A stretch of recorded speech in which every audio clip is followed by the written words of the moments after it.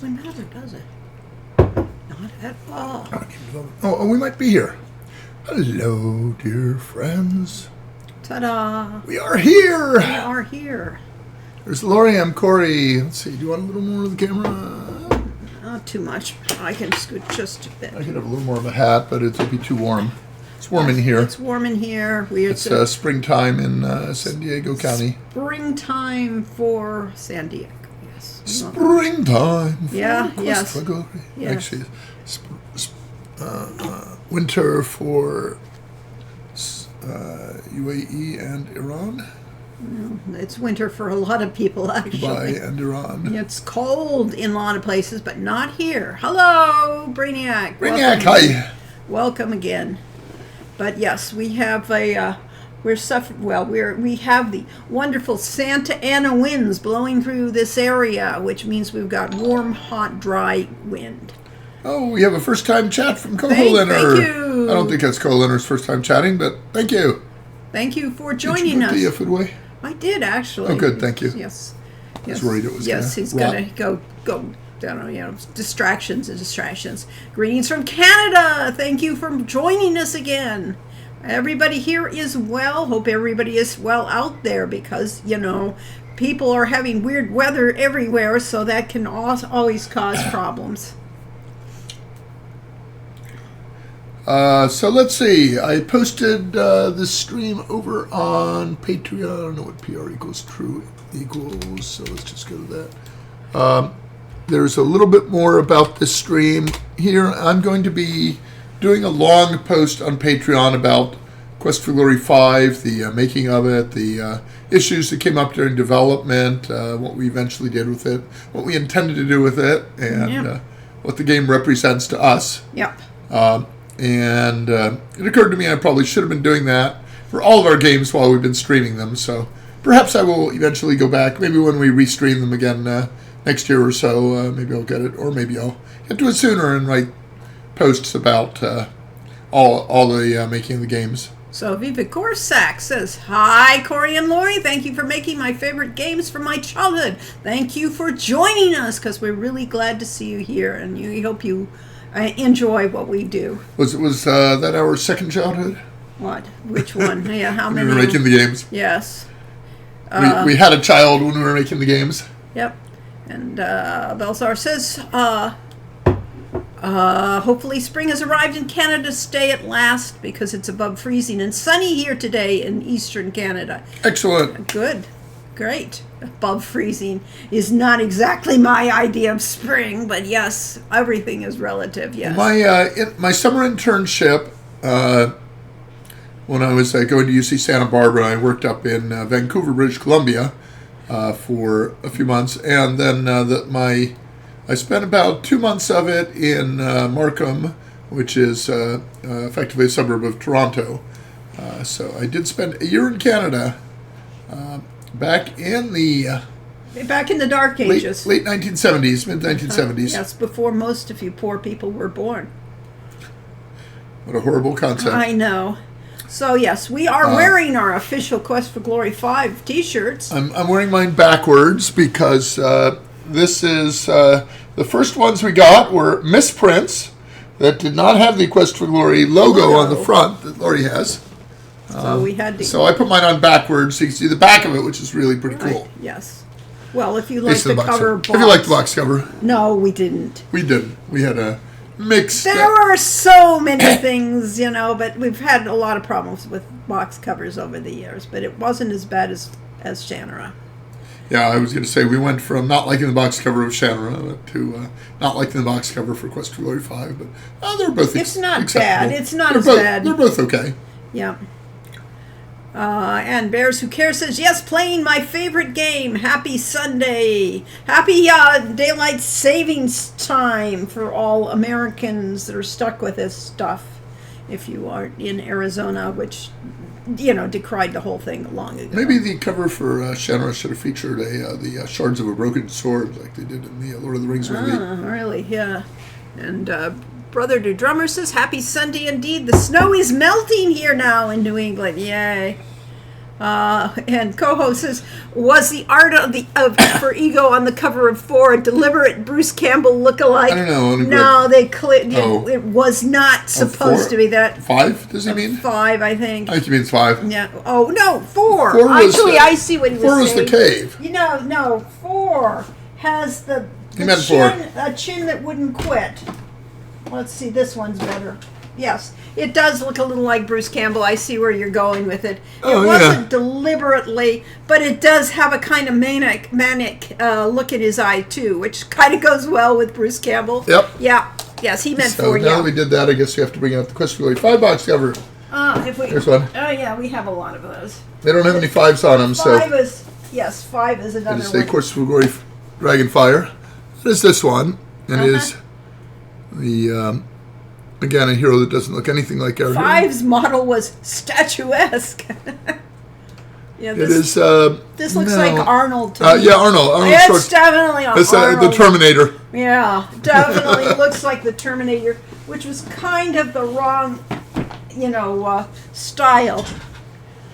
But what can you say? Just saw an interesting thing. I just got a copy of the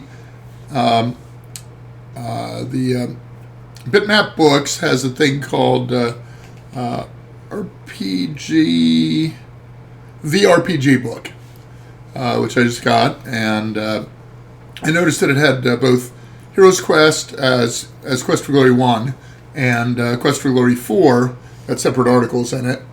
And the mention was that Quest for Glory was a better name, but Heroes Quest was more appropriate to the message of the games.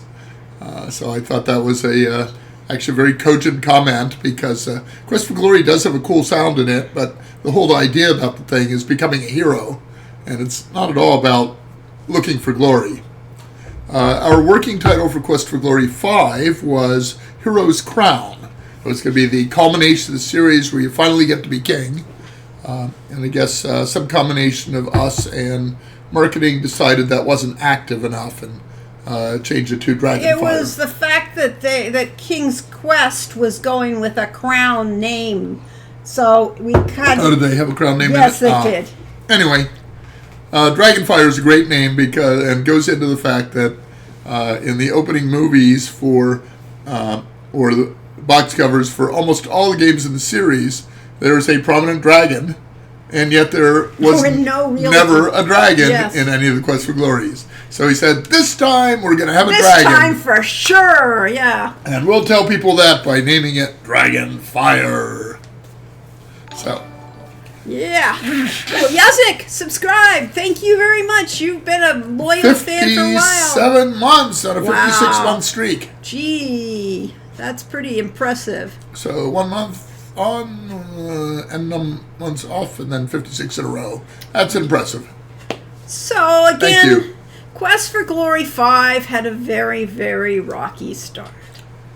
Yeah. So we had just finished Quest for Glory 4, and we're racing to try to get the final bugs erased and getting it into production. And we soon discovered that we didn't erase the final bugs, that there were hundreds of bugs still left in the game. It wasn't that. It was that the QA had exactly, a week of testing. Because a week or two, yeah. Not even 2. It was actually 1, because they shipped King's Quest the week before they put ours into... And so everybody was on King's Quest. And now they finally started looking at Quest for Glory, but management, various discussions, decided the game has to go out. Yes. So they shipped the game, and we felt it was a disaster. Well, if they knew it was a disaster, it was an unqualified disaster to put that out when it did. First of all, King's Quest... not for Sierra. For Sierra. You know how much money they get in every time they ship a game? And whether the game is good or not? No, King's Quest was their push. Okay. And they were getting it out. And then the next week they shovel out our game. That's going to cut into King's Quest sales. And Quest for Glory sales. And Quest for Glory So it would have been better off waiting 6 months and shipping a finished game. Well, this is the second time around with the multiplayer stuff. No, so the online and multiplayer was Quest for Glory 5. We're still talking about 4. Well, no, well... I was talking about yes, 4. Right. We were talking about how they shoveled out 4. Anyway, as they were shoveling out 4, Lori and I were working hard on planning Quest for Glory 5. As we had a 3-game contract that included Quest for Glory 5. And we were we came up with several possible titles, working titles, as that was Heroes Crown, but there were, Dragonfire was another one on the list. And we were going through and plotting out the whole game and figuring out what the flow of... What the characters were and things like that. What the mechanics were going to be. All that actually is down on paper, that we had a lot of that going for it. And then we were hit with yet another bombshell. Now, mind you, let's not shorten it too much. Why not? It's too boring and it's too sad. Not. We were doing exciting stuff. We were coming up with combat systems and what the characters were going to... The combat system was not changing. We didn't actually have anything that was that different from I was writing notes on improving the RP system, improving the combat system. Okay, fine. I have all those notes. Notes. We did work. Yes. Oh, and we're working under a terrible weight of knowing our game 4 was disaster. Was destined to be a failure because it was so bad. It was just absolutely terrible. And if you don't, we were very proud of 4. We were so, it was beautiful. It was complicated. It had great characters. So proud until it shipped. And then it's like, holy crap, it's hell. It should never have gone out. It needed another 6 months. So we wrote an impassioned plea to management, and for once they listened. And they assigned one programmer, relatively junior programmer, Kevin, to work on fixing all the bugs. And they said, okay, the reason we can justify this is because our other games we just released are all voice-acted CD-ROM games. So we will do a re-release of Quest for Glory 4 with full voice acting. And if it had gotten the extra 3 to 6 months it needed to be clean, it never would have gotten the voices. Or they would have simply postponed it another 6 months and put gotten in the voices. voices. Which would have been better all in all. But it didn't happen. But the way it worked out It worked fine. out okay for 4. Yeah.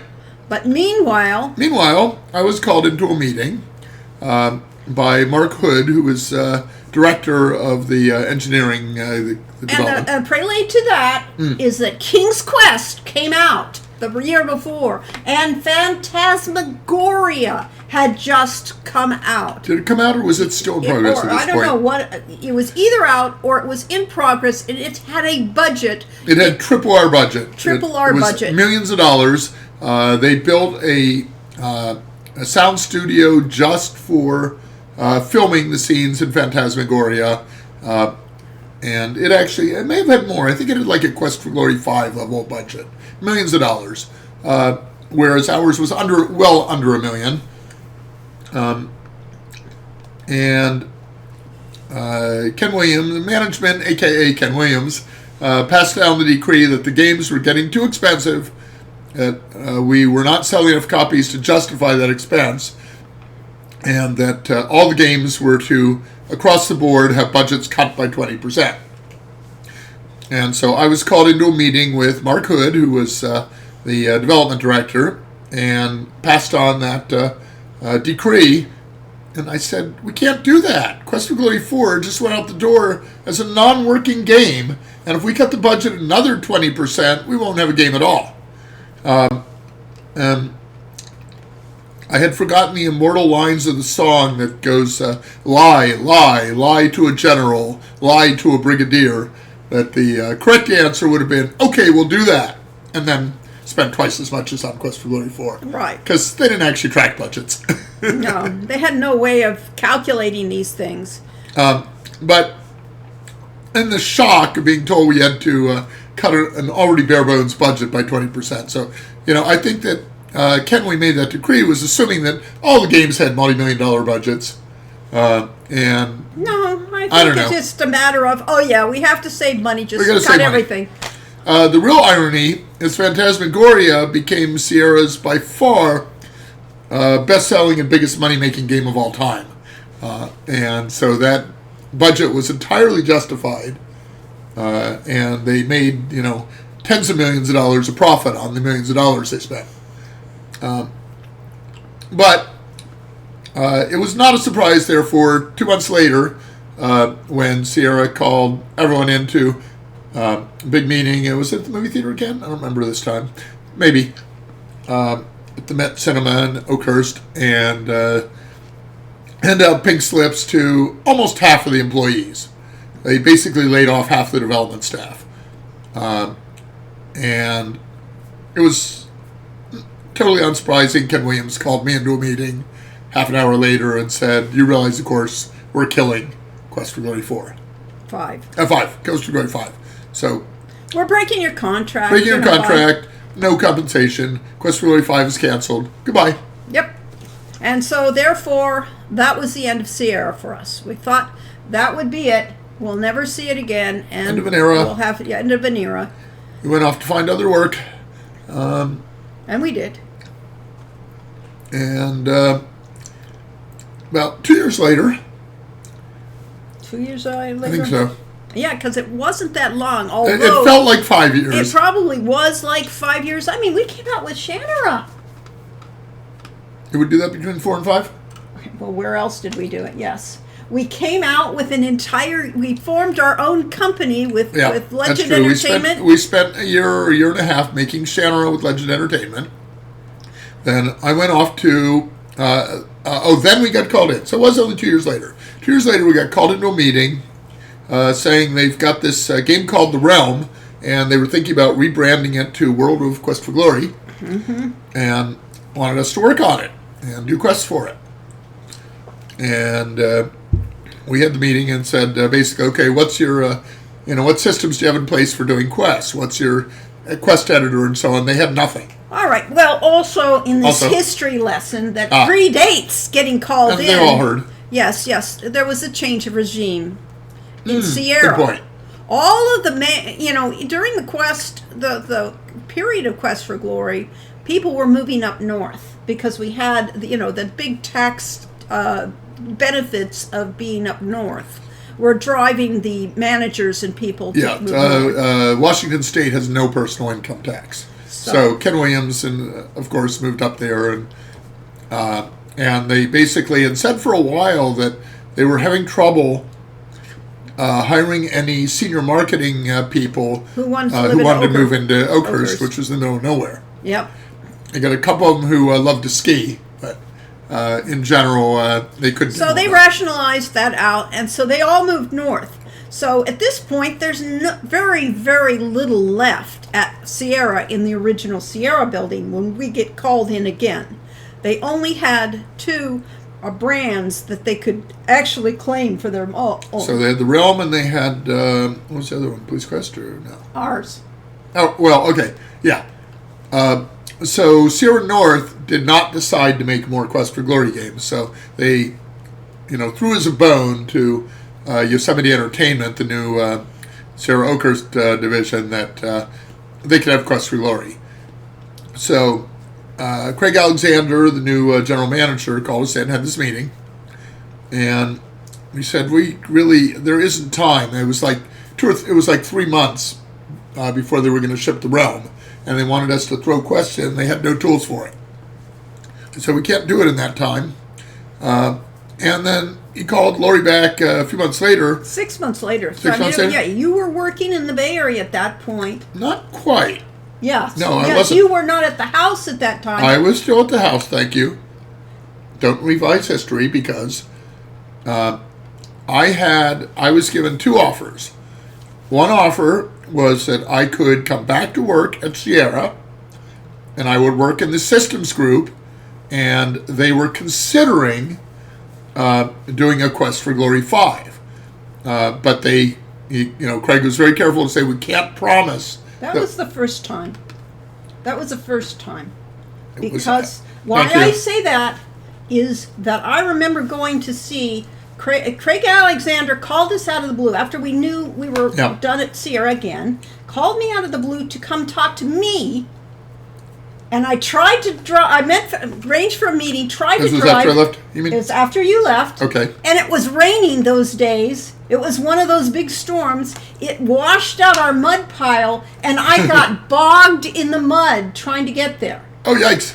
And I That had happened to, once before. Yes, but this was on the flatlands where we'd never gotten bogged before, and we got bogged on that, and Jim's car got bogged on that at the same time, could not get to town, had to call a tow truck. So we lived in a little town called Awanee outside of Oakhurst, and we were down a mile and a half of dirt road into our little valley where our house was. So it was really isolated and private. We loved it. Yep. But the road was not designed for weather. Not designed for human consumption or transportation, at any rate. Normally, it's just a dusty road was fine, but in rainy or snowy weather, forget it. Yep. So I got stuck. So that was why I said you were already out of town at that point. Your car wasn't there, and my car got bogged. And then I got called in, and because you and I were always a team, we would have gone in for the second meeting. Mm-hmm. But actually, I talked to... And we both would have been bogged and panicked. Yes. And AAA refused to go down our road to tow. In practice, they did, but they always but they complained. complained bitterly every time Yes. and said, our contracts We do don't not get require us free. to do this. Yes, they basically pulled it out of the mud, and that's all. I mean, Yep. They didn't have to tow it to town. But that was the day after the meeting I missed. And they still wanted to talk to me, so I came in the Anyway, next I want to go time. back to the first meeting because what they said was that I could come back, be part of the Mm-hmm. systems group. They were thinking about doing a new Quest for Glory 5, but could not promise it. Yeah. And I, meanwhile, had already gotten an offer from a company in the Bay Area at more than twice the salary I had earned for Sierra. It was 6-figure salary, Yes. which I'd never got at Sierra. Yeah. And I was deciding between that and, working in the systems group was cool, but I was, said, well, that's kind of where I started. I don't want to go backwards. And they're not promising the game. They'll probably never do it. So I went to the Bay Area thing, which turned out to not work out for other reasons.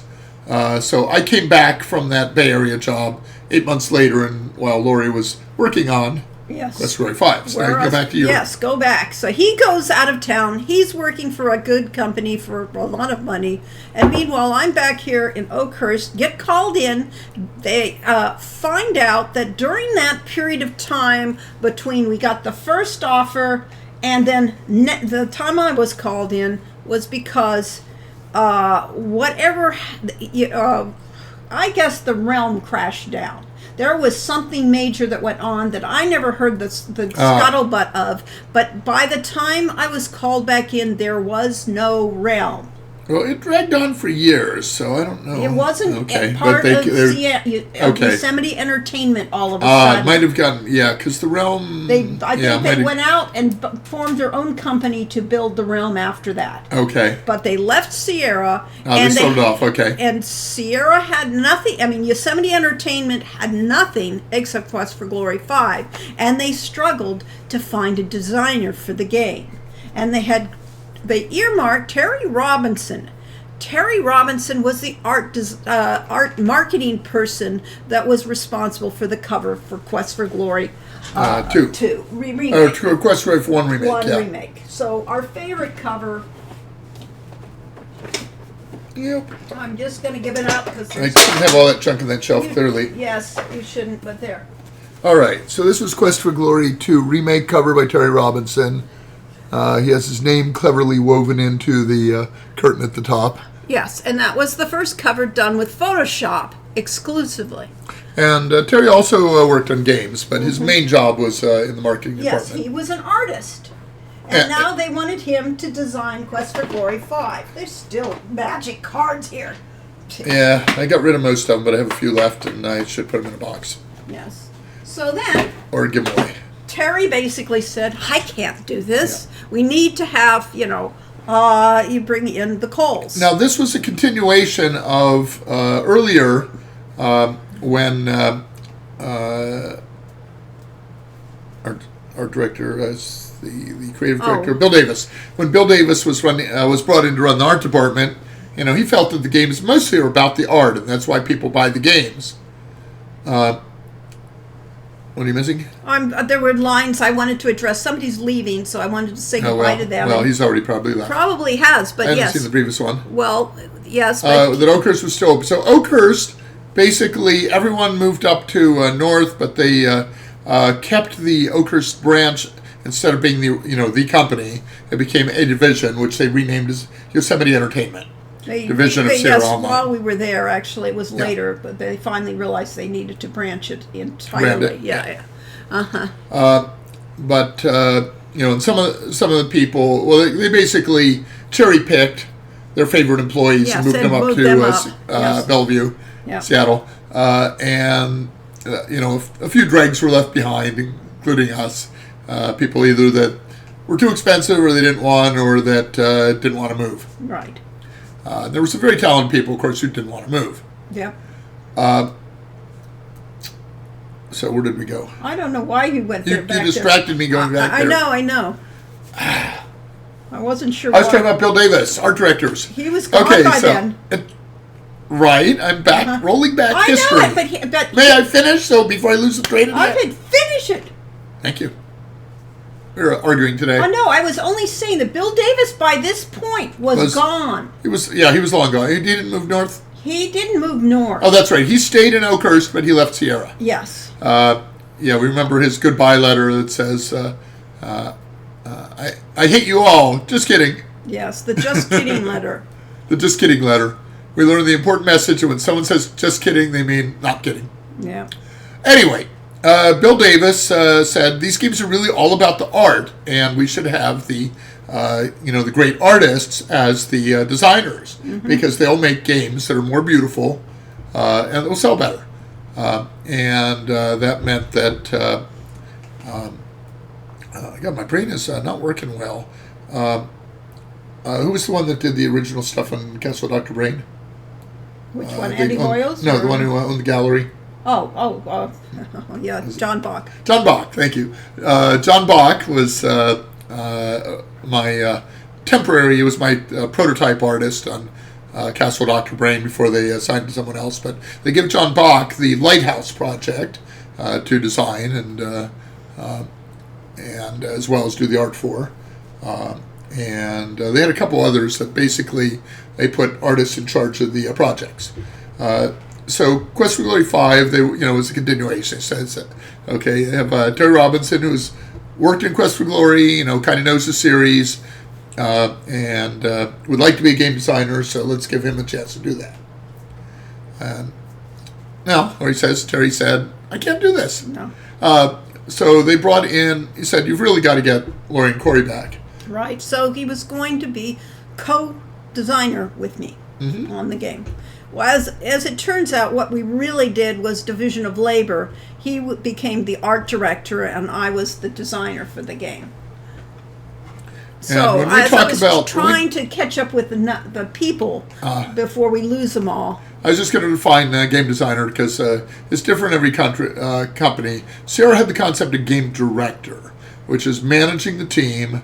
It is designing, planning out the game, all the story beats and so on, and writing the story. It's also the writer. Later on, they got writers in, and they, tried to break this up a little more because that's too much for one person to do. Yeah. But all right, so we backtracked in our chat, so I can say hello. We're going to Somaria. Yes, we are. I've packed my bags and sunscreen. Mary Jess says yes. My Kokino Pocomiso, which is Greek for red shirt. Yes. Got which is a Star Trek reference. Yes. Let's see. And little Yasnik said he spent many years there in the realm over all the changes of ownership. And yes.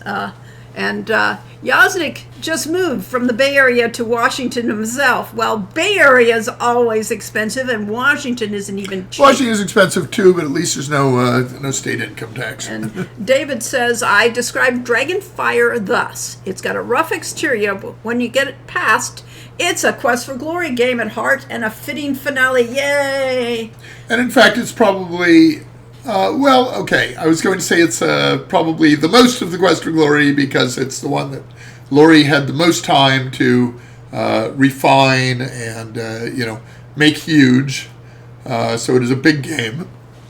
But on the other hand, I was not on it because I was off at Accolade, and so it was not like Quest for Glory 4 where we both worked on the game, and thus made it gigantic and impossible to debug. Yeah. Well, and little Yasnik says, Quest for Glory 5, I always married Rana, although in real life I married Katrina. Oh, I hope that worked out well. I'm sure it did. Joseph says, wow, I didn't know that Oakhurst was still open at all by this point. Was the building relatively liminal? Liminal. Was that of light? Yes. Well, that is interesting to say. Yes, all of the packaging and that had really died out at that point. So, yes, all it was the half that it had the development teams. They really spent money. They didn't still do production there? I don't think so. No, because we were using professional publishing systems in that by that. Coho Linter said he had to go. It was midnight over there. Yes, thank you for joining us. Yes.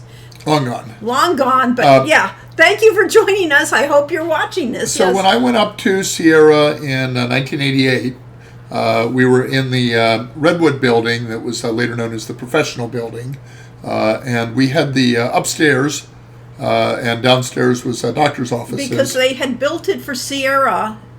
Ken had that building built for Sierra, and then the crash of the video games meant they had to sell the whole thing. The 82 to 83 crash of everything having to do with cartridge games. So they sold the building off, but they rented off. And then they rented back the upper floor for Sierra. But in my first year, they built the, basically giant shed monstrosity, the warehouse that was on Sierra Way, the new Sierra building. And that had about half of the building was devoted to a row for management, and the rest of it and cafeteria and stuff, and the rest of it for development. And the other half of the building was an actual warehouse where they stocked all of the boxes and discs. Some of the printing was done out of house, but they warehoused it. They warehoused it. And all of the manufacturing was there, which they had high speed disc duplicating machines. That basically you fed in your master disk, and then it just spat out hundreds of discs from it, and folding machines and stuff like that, and people, because Sierra was the biggest employer of Oakhurst people, except for the telephone company. Yes. So. Ace and Rex says the Realm eventually went to Codemasters and then to Norseman Games. And it went for a brief time to Expirati. But that's another story, which we'll tell. Now, we'd have to see the timing in this, because Codemasters bought Yosemite Entertainment or possibly Sierra Online? No. They moved into that building. They took over the building after Sierra left, after Yosemite Entertainment left. So it became the Codemaster. No. Thank you. It became Sierra Telephone took it over. Later.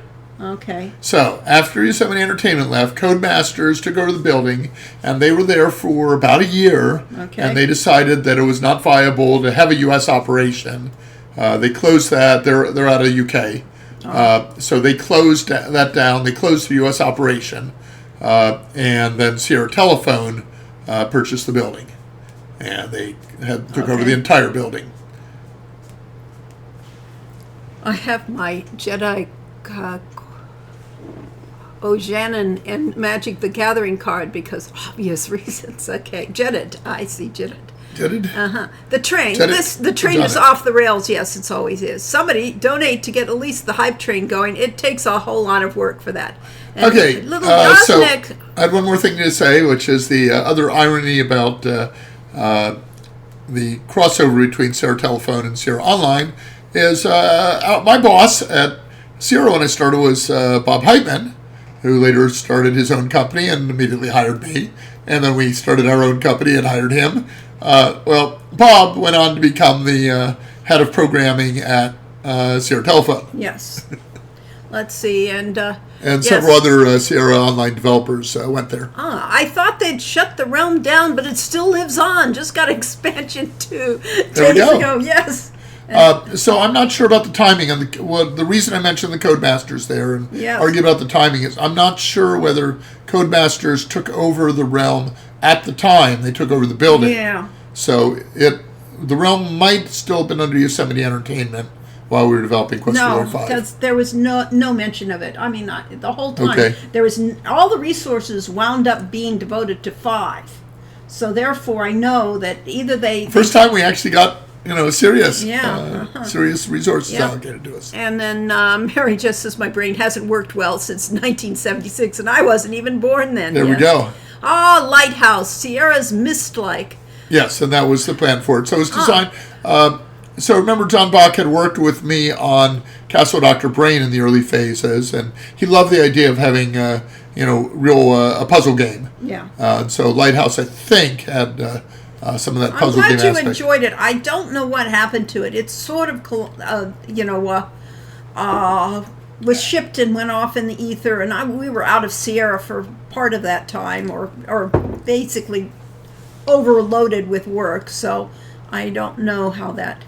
The other non-Quest game done by Sierra was Bruce Balfour's game, which was it was about satellites, space exploration and stuff. Yeah. Well, it wasn't I can't remember the title. Mars. Anyway, Bruce Balfour's game that apparently was promised all kinds of features and delivered on about 3/4 of them, and fans were very upset about the features. It didn't make the game. What? That's the different game, because the one Balfour did was the one that broke the Liars, because it sold better than they expected it to. Yes, that was the one. Really? Yep. Okay, let me look it up real Okay, quick. fine. Moby No Games. man knows how to make any in-home. Yes. Okay, Bruce. Place where no man is supposed Balfour. to stay. Yes. All right. People. What? Where is he? There, Bruce J. Balfour. Okay. Yeah, that's him. Credits. His game was Outpost. Outpost. The name of the game was Outpost. Came out in '94, which I think was about the same time as the first version of Quest for Glory 4. Maybe it was the remake of Quest for Glory 4. And that was a game that was needed an extra year of development. So that was another one that was rushed out the door and not finished. But more than that, it sold. Yeah, it did really well. And Bruce had a very generous contract for royalties based on sales. And Sierra didn't want to pay him that much. So they tried to renegotiate the contract on the fly and pay him a fixed fee instead of his royalties. And Bruce said no, and went to court. And eventually they made a deal that Bruce was not allowed to talk about the deal, but we saw him smiling when he... Yes. So apparently the outcome was good for him. He got a lot of money for that game, but no longer got royalties. So, yes. Mary just says, no man does have some ignominious humor, too. And Brainiac says, a friend I have lives in Seattle, married to someone in real estate, tells me I am not allowed to discuss my mortgage plus HOA fees with her. The price difference between that there and Greater Cincy is too annoying for her. Yeah, well, she'd be probably okay with us discussing how much we pay for HOH here. It's pretty high, but I realize that, if you ignore the sunk money that we put into buying the house outright from our inheritance, that was basically most of our inheritance. If you ignore that part, then the HOA fees are much less than we'd be paying for rent around here. Yes. So we're doing fine. Yes. And so let's see. We can ATM afford Machine it. says Outpost was the game. Yes, you were correct. And Brainiac says the only reason I discovered Lighthouse, though, was through one of the multi-packs that Sierra put out. Got it alongside Police Quest 4 and Space Quest 6. So did you enjoy playing Lighthouse? I don't know. I need to scroll over there. So scroll down a little bit.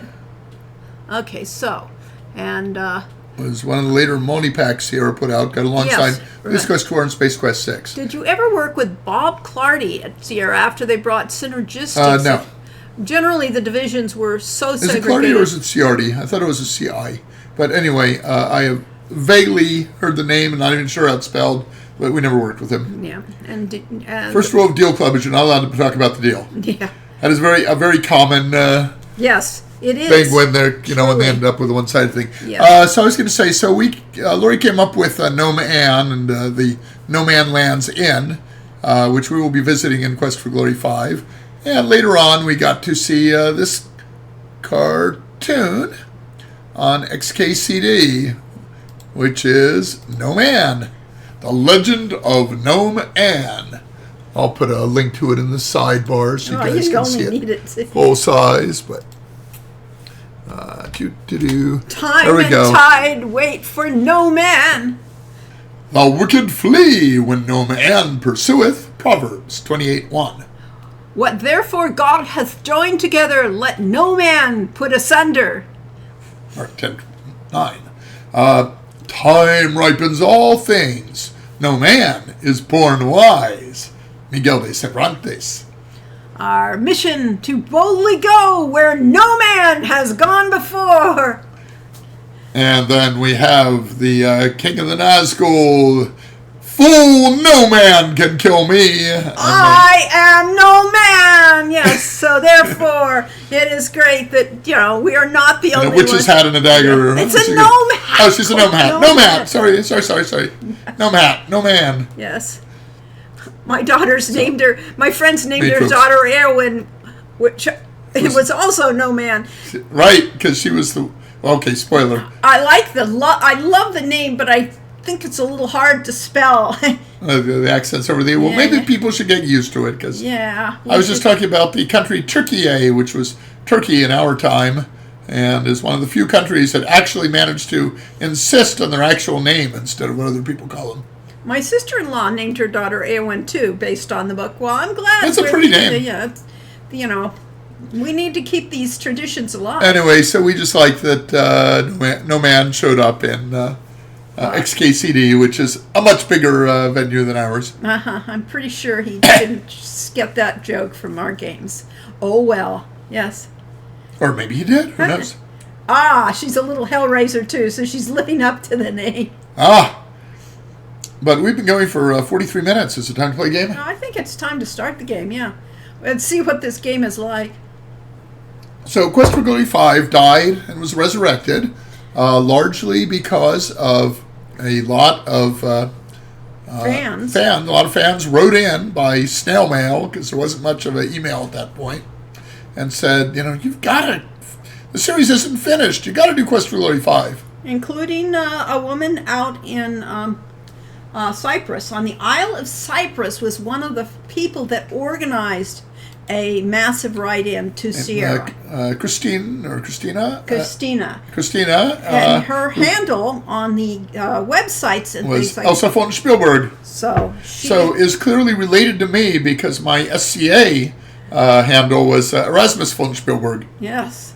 So she definitely really worked. She And it was all- rallied the community. Yes, she rallied the community. She got them to write letters, and that's the real reason that Yosemite decided maybe this is a viable franchise to continue. So she created the website Quest for More Glory, Oh, which I Mary think is just still running. remember sending in a letter too. Yay! Yes. Well, yes, it was the quantity of it. I don't know, and that would have one come would- from Ecuador at the time. So it wasn't international. See, international letter fans, writing. we had thing. fans all around the world.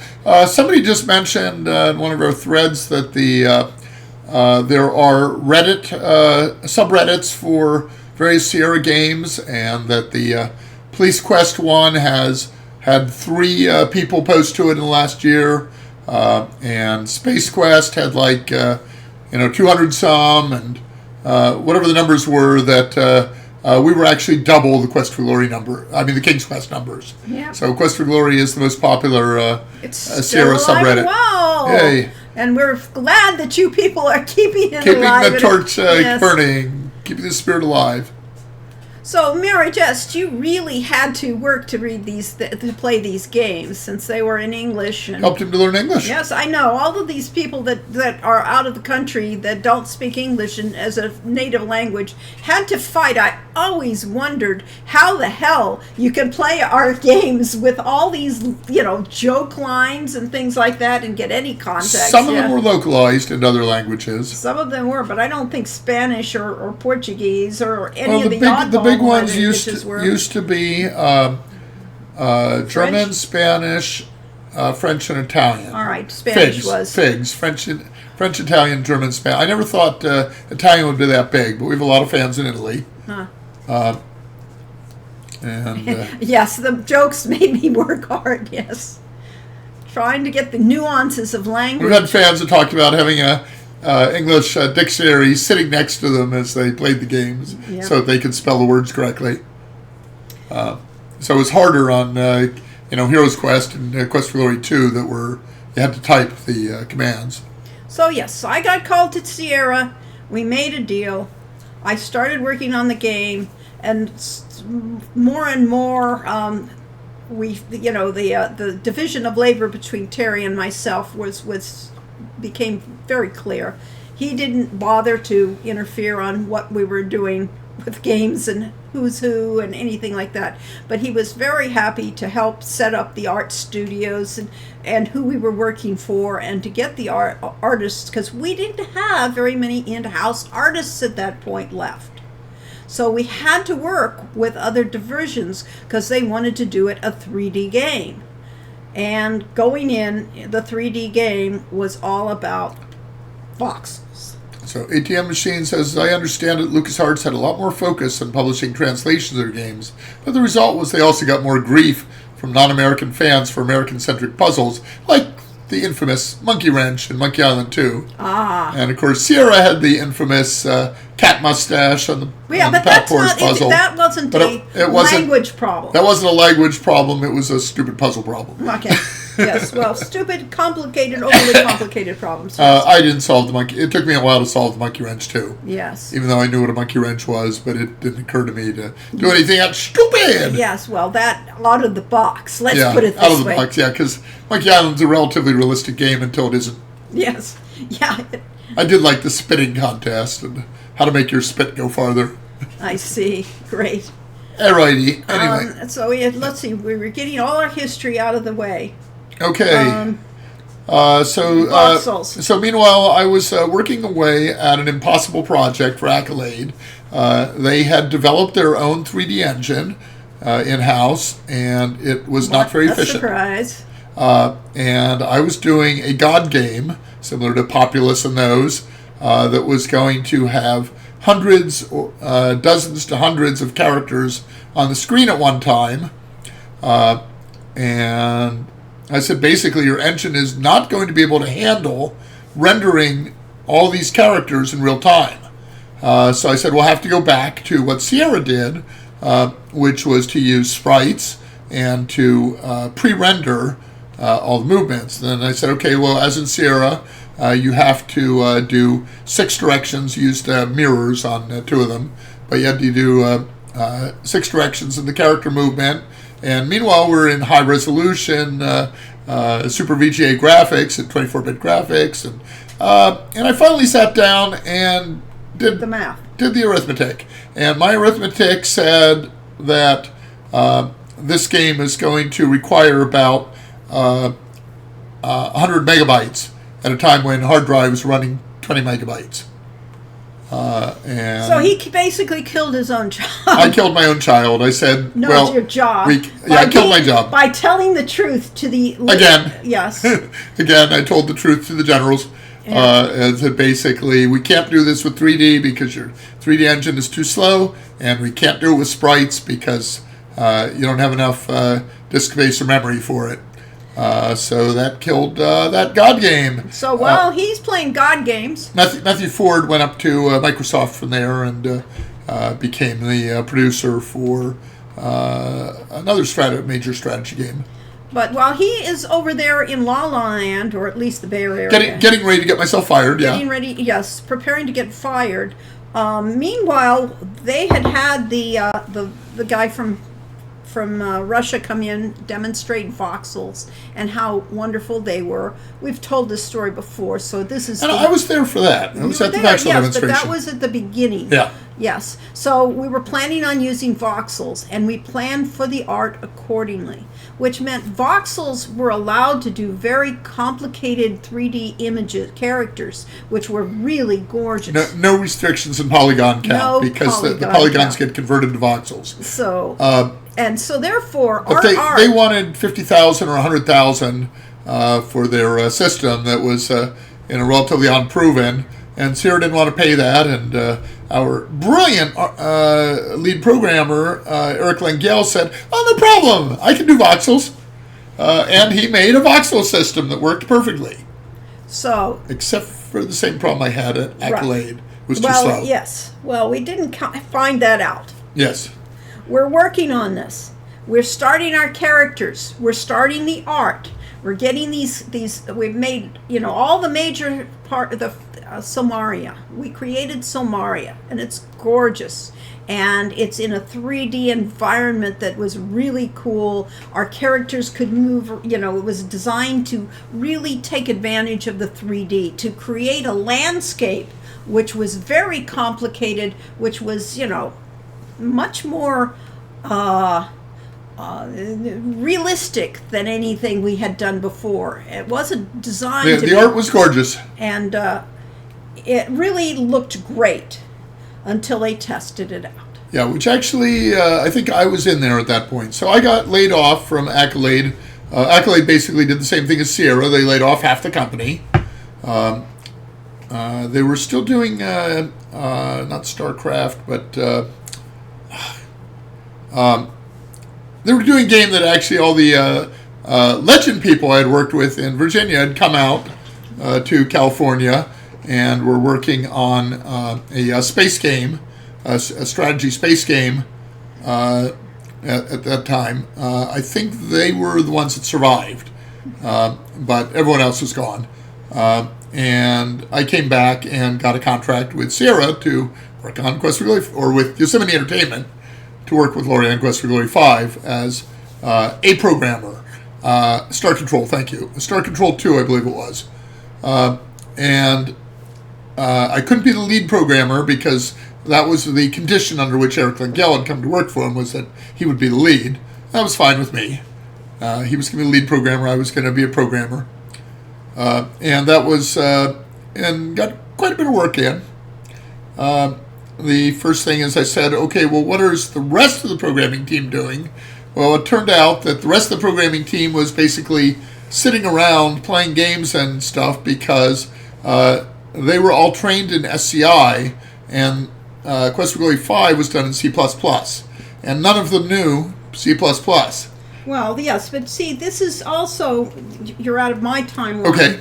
Because in my timeline, we're, about 5 months into the art project, because you're still over in the other company. Yes. 5 months, they discover the feasibility of the voxels is not there. Oh, I was there. They did a big demo for top management or middle management, and the first thing that the director of engineering did was say, "Oh, what happens if I move your character all the way into foreground?" The frame rate went from a barely acceptable 10 or 15 frames per second to 1 frame per second. Why I say you were Really? there Was there a previous one? Yes. Okay. Because at this time, it was another 6 months before anybody made the decision to change over. And during this, But they knew there was a performance problem. yes, and we're talking, and there were 2 engineers. There was Eric Langell, who is nominally in charge of all the systems program, and there was another guy whose name I forget, who really felt like he was the second person, and he was not on our project by the time you got back. Ah, interesting. But he was the one that said, they just have to say, this is not going to happen because it isn't practical. And he said, it has to be done. The decision has to be made, but they weren't. And meanwhile, all this art is being created in 3D and in voxels to do the game. And so for another 6 months of production, practically, we had all this art, and finally administration made the decision. And of course, if I had made the decision to not go to Accolade and instead join Sierra for half the money, that we would have probably, been doing the voxel system development and so on. Eric probably would have started out also in the systems group, Yes. doing that. And maybe if we had had enough time, we would have optimized it to the point where it would work. Although it never did, and there are not very many things. There are a number of games out there that used voxels. All right, but voxel is what spelled is a exactly voxel? the way you spelled it. You spelled it. It is a volume pixel. It is a what's the word for two words run together? It's a portmanteau. Portmanteau, volume pixel. And what it does is it takes the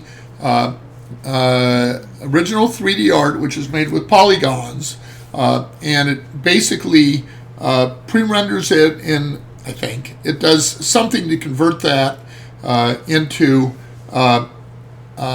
things that are not actually pixels, but each pixel represents an area of space, a volume pixel, and together they make a sphere, and the characters are made of spheres rather than polygons. And they look really great. They have real depth. They feel very natural. They feel very natural. So, it was really nice. And of course, at that point, we brought out the first demo. So you can see voxels on that first demo, which has, at that point, the game was supposed to be multiplayer, and we had the demo with Elsa and company, which you'll know what the names are, those people. But you could play Hero, and you could play Elsa, and you could play Magnum Opus, I believe, on that demo. And that shows what the voxels look like. And that was the direction we were going for at that time. So the whole thing was going to be a online game where you could play with 3 different players, could play together in the game.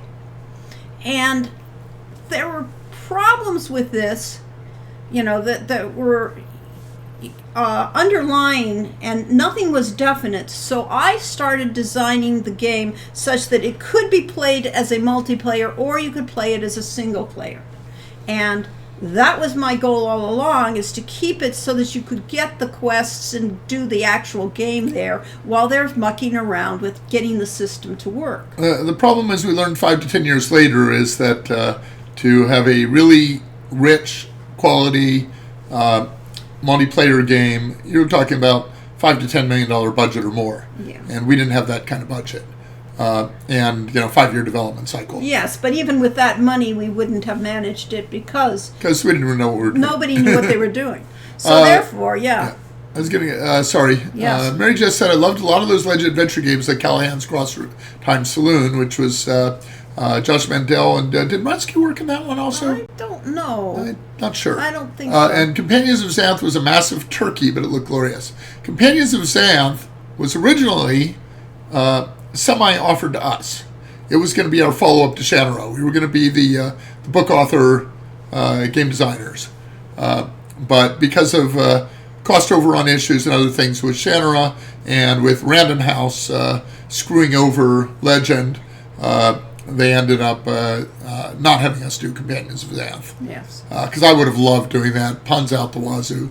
Yeah, at that point, I had soured on Xanth and Piers Anthony, so but I hadn't. So yes, so I hadn't read him long enough to have an opportunity to sour on him. Yeah, so his misogyny and it was just getting too. But the puns were great.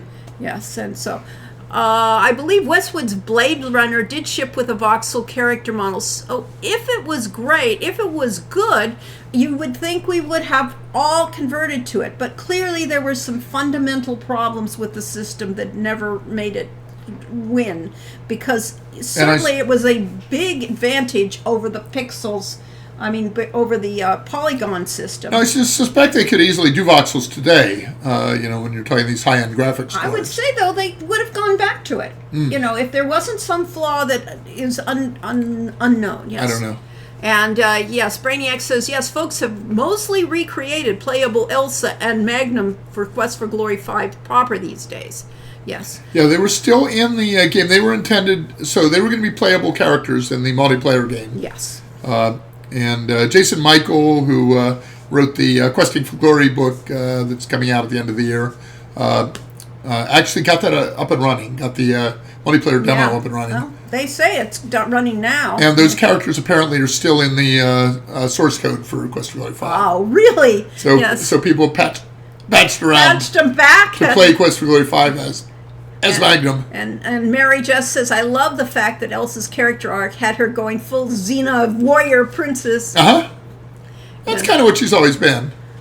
And we Well, were no, she was a brigand leader. That was the last time you saw her. So yes, I really wanted to bring her back and bring her into her own. And she's a great warrior in Quest for Glory 5. And Bill Kuhn says, thank you for all this history. I never get tired of hearing it. And the more is told, the better the case study it can be in a creative development and running a successful business. Yes.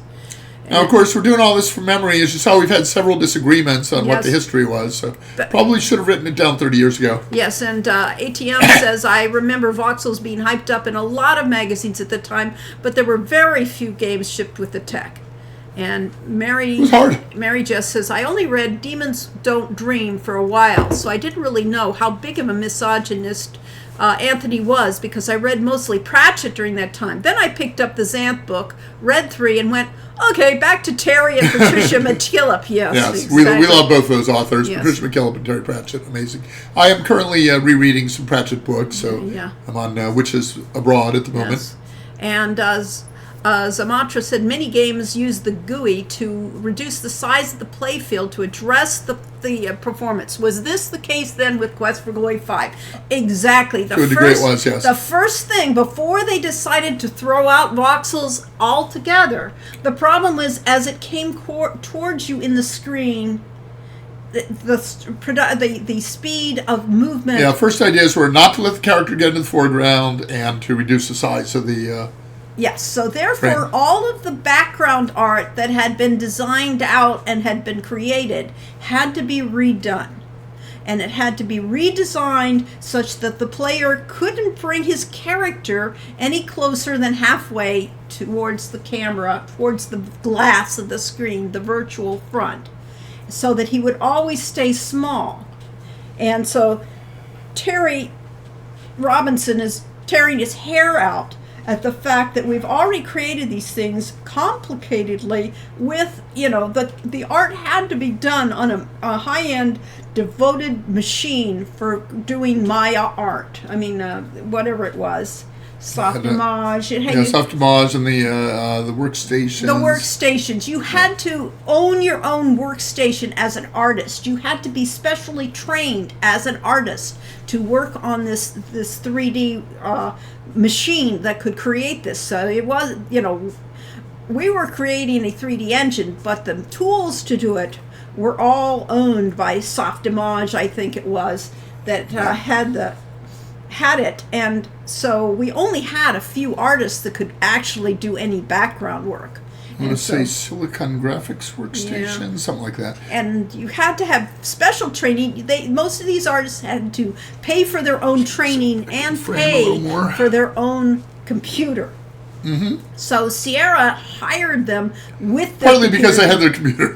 Right. But, I mean, if they were trained in that computer, they probably had their own workstation. So this was the first time I had 2 women actually as the key artists that were actually working on these backgrounds, creating all the backgrounds, because they were the ones with the machines. And willing to and work at Sierra salaries, having bought these $15,000 workstations. Yeah. And so therefore, Terry's going crazy trying to get this art redone so that it can work with this. And then the other 6 months goes on, and okay, we can't use voxels. Finally, that mandate got put down. And 6 months late. Yep. Because we knew it was a problem. We redid the art for it, and then it was just okay. Now, the obvious solution when you're going back to polygons is that you want to license either Unreal Engine or Unreal Warfare, one of those, or there was one major alternative in 3D Engines. And the problem with them is that their pricing was based on the number of units you ship and so on. The price for Sierra was $500,000 to license that engine. And they, if they weren't going to spend $50,000 to $100,000 on the voxel engine, no way we're going to spend $500,000. And Eric says, "Oh, no problem. I can write a 3D engine, Yes. Polygon engine," and he did in the course of about a month or so. Yes. So yes, we had a certified genius, and as the old thing goes, if you meet the Buddha on the road, kill him. Or, in other words, if you have somebody that is absolutely essential to your job, Fire them. fire them. Because they're not going to be there forever, and then your company will break. So get them out as soon as possible so you can get in the 5 people to replace him. Yes. So, Engine Witchcraft. When I first started at Sierra, Ken Williams lied to me on seeing the project that I'd been working on for 3 years in the Atari ST. Was, I could have kicked that out in 3 months. And I talked to Bob Heitman about that. He said, yeah, he would have had a prototype up, but he never would have put in the effort to polish it and get it right. And that is the issue with doing your own 3D engine. Yes, you can kick out a 3D engine in a month or two if you're a genius programmer, but that does not compete with a company whose only business is 3D engines that has 100 programmers constantly working to refine and polish and optimize it to make it run faster. Yes. So there was no one at Sierra to make the engine run fast enough. There was only one programmer doing everything in the background. And he did it really well, but Yes. he couldn't really compete with Unreal Warfare. Mary just earlier said Patricia McKillop's prose is so heart-stoppingly beautiful. Yes. In the Forest of Ceres is one of my favorite books of hers to reread. And that is one of her books that I've never read. Yes, but Riddlemaster of The Riddlemaster series is amazing. The Forgotten Beasts of Eld. These are just books They're that classics. are seared, yes. Let's see. I never read Anthony, but I like the Xanth game. The door is ajar. Puzzle blew my mind. That's always been one of my favorite puns. Yes. And Yaznik loves the Witches books and the City Guard books, of course, yes. So when is a car not a car? When it turns into a driveway. Yes. Witches forever. Granny Weatherwax is such a role model, yes. And Eric whipping out engine witchcraft. Indeed. Yes. Much Prototypes- like Granny Weatherwax. Yes, prototypes are the easy part. Refinement is the hell, yes. Prototypes, it turns out, are hard too. Yeah. I used to say that game ideas are easy. You can come up with hundreds of game ideas, but refining them into a game is an entire matter. Well, in my old age, I've determined that coming up with great ideas is hard too. Yeah. Which is why I have not done Puzzleworthy. Yes. And I can sketch out a symphony in 2 weeks, but it's going to be several months to refine all the ideas, yes. And the Force of Sarah is a Baba Yaga type character you would love. Okay, well, I'll have to go back and get it. We'll put it on the Kindle. list. Yes, exactly. So, any rate, that's pretty much the history of the whole thing. It does, have all bits and pieces that we'll talk about as we play. So the upshot is, who made this game? The answer is that Lori and I collaborated on the preliminary design and the concepts and some of the systems. Then Lori designed the actual game all by herself, and she wrote most of it, including probably all the dialogue. And then Patrick, who did something Mon. Patrick, who wrote Island of Dr. Brain, became her co-author and wrote dialogue for it. I think, did you have 2 people on dialogue? Nobody wrote dialock. He wrote text. Text. Wrote all the text. Wrote text. Yeah, There was more than Patrick in the text people. Yes, Patrick Bridgman. Yeah. So when you click on something, there's and you get the options to climb a tree and so on. That's the type of writing that Lori never cared for. Yeah. So she focused on character dialogue. And meanwhile, Terry drops out because he can't take it anymore with the change in art style for the second time. He can't take it. He drops. And so basically we have no real art director at that point, but we did have all the preliminary drawings. We did know where we were going, and we had artists from all over Sierra and elsewhere were hired to do this. So Science Island, the drawing for Science Island was incredible with the way it looked and things like that. I don't think that the 3D model looks anywhere as nice as what the Alas, design well, was. we'll see yeah. that. Maybe next week at the rate we're going. Yeah, really. So by the time I came into the project a year after it had started, there wasn't any point in my being a co-designer. So I came in as a programmer and worked with Eric and worked with the other programmers. First thing I learned was that they didn't know how to write scripts for the game because they didn't know C++, and there was no prototype for them to work from. So my first job was to just write, frameworks that they could use to be able to write scripts the same way that they did.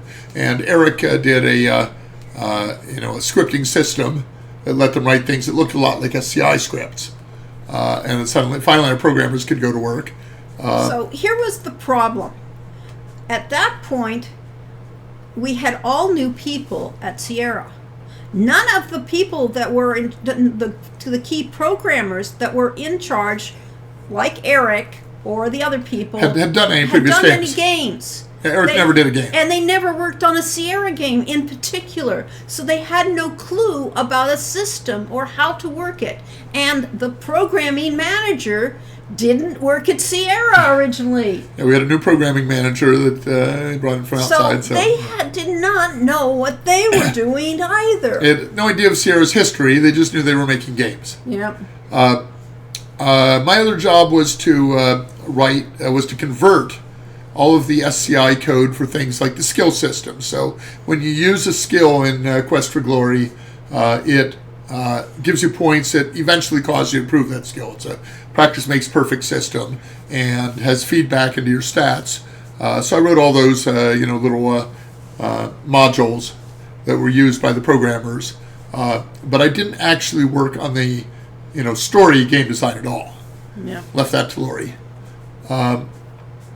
Bill Kuhn says, since December, I've been watching and studying the creative process and business running of Disney's princess movies, especially Snow White, Sleeping Beauty, and Beauty and the Beast, Tangled, and Frozen. It's fascinating to study it, learn what the plans were, what the technical limitations were to overcome, and which were not overcome until much later movie, and how. Yeah, the first one, Snow White, was 1937, Yeah. So they were inventing all of the technology. We visited Disney Studio, and they showed actually we went to the Disney Museum up in San Francisco, and it had things out of the original studio, and they had the original cell camera that was this large camera on a stand, 10 feet off the ground, looking down at a series of movable plates that could slide in and outside, and that was they put the animation cells on the various layers. Because this is coming from a mechanical engineer in a completely different field of work, by the way, yes. Yep. And Mary Jess says Snow White, which has had the birth of the first great camp Disney villain in the Evil Queen, inspired by the Queen from the movie She, Who Must Be Debated. I didn't realize H. Rider Haggard. Yeah, I didn't realize that was, but she's so great. I mean, but then again, the one in, the evil fairy is my favorite. We're not alone in that, because Disneyland has its villain section, and apparently a lot of Disney fans are really into the villains.